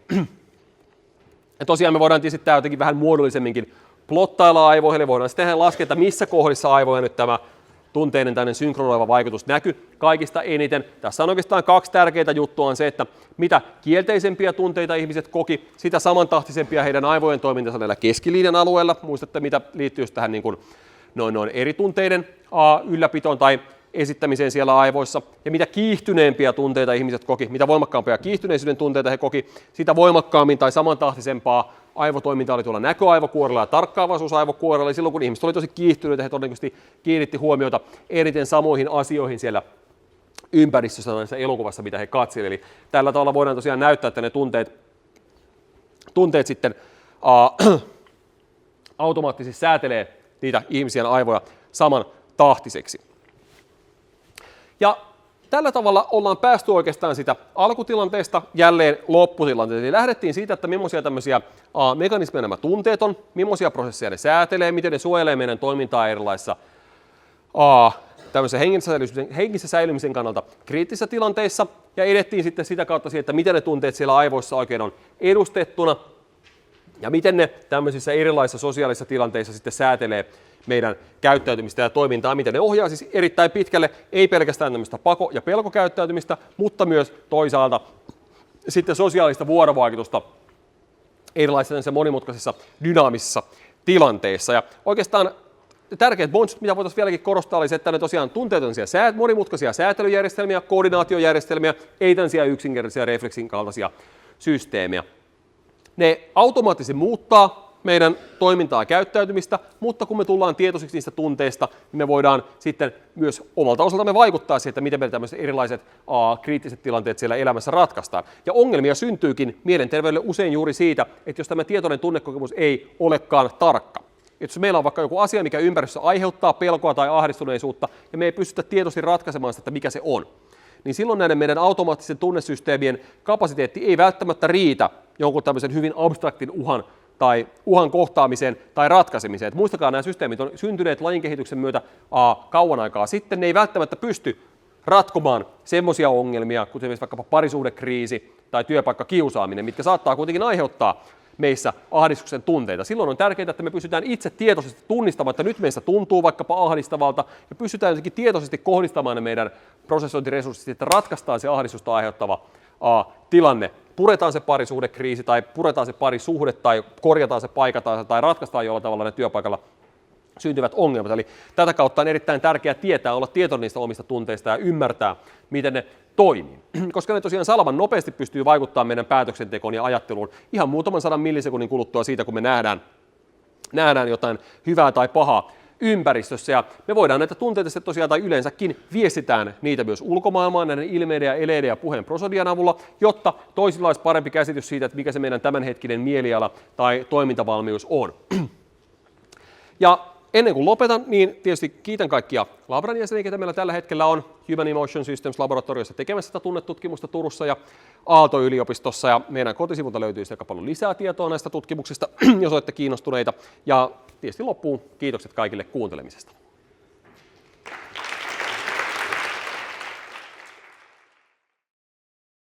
Kerron vähän psykiatrian ja neurotieteen suhteesta. Nimeni vilahti tuossa ensimmäisessä slaidissa, mutta on Tuukka Rai Helsingin ja Uudenmaan sairaanhoitopiiristä ja puoliksi täältä Otaniemestä aivotutkimuspuolelta.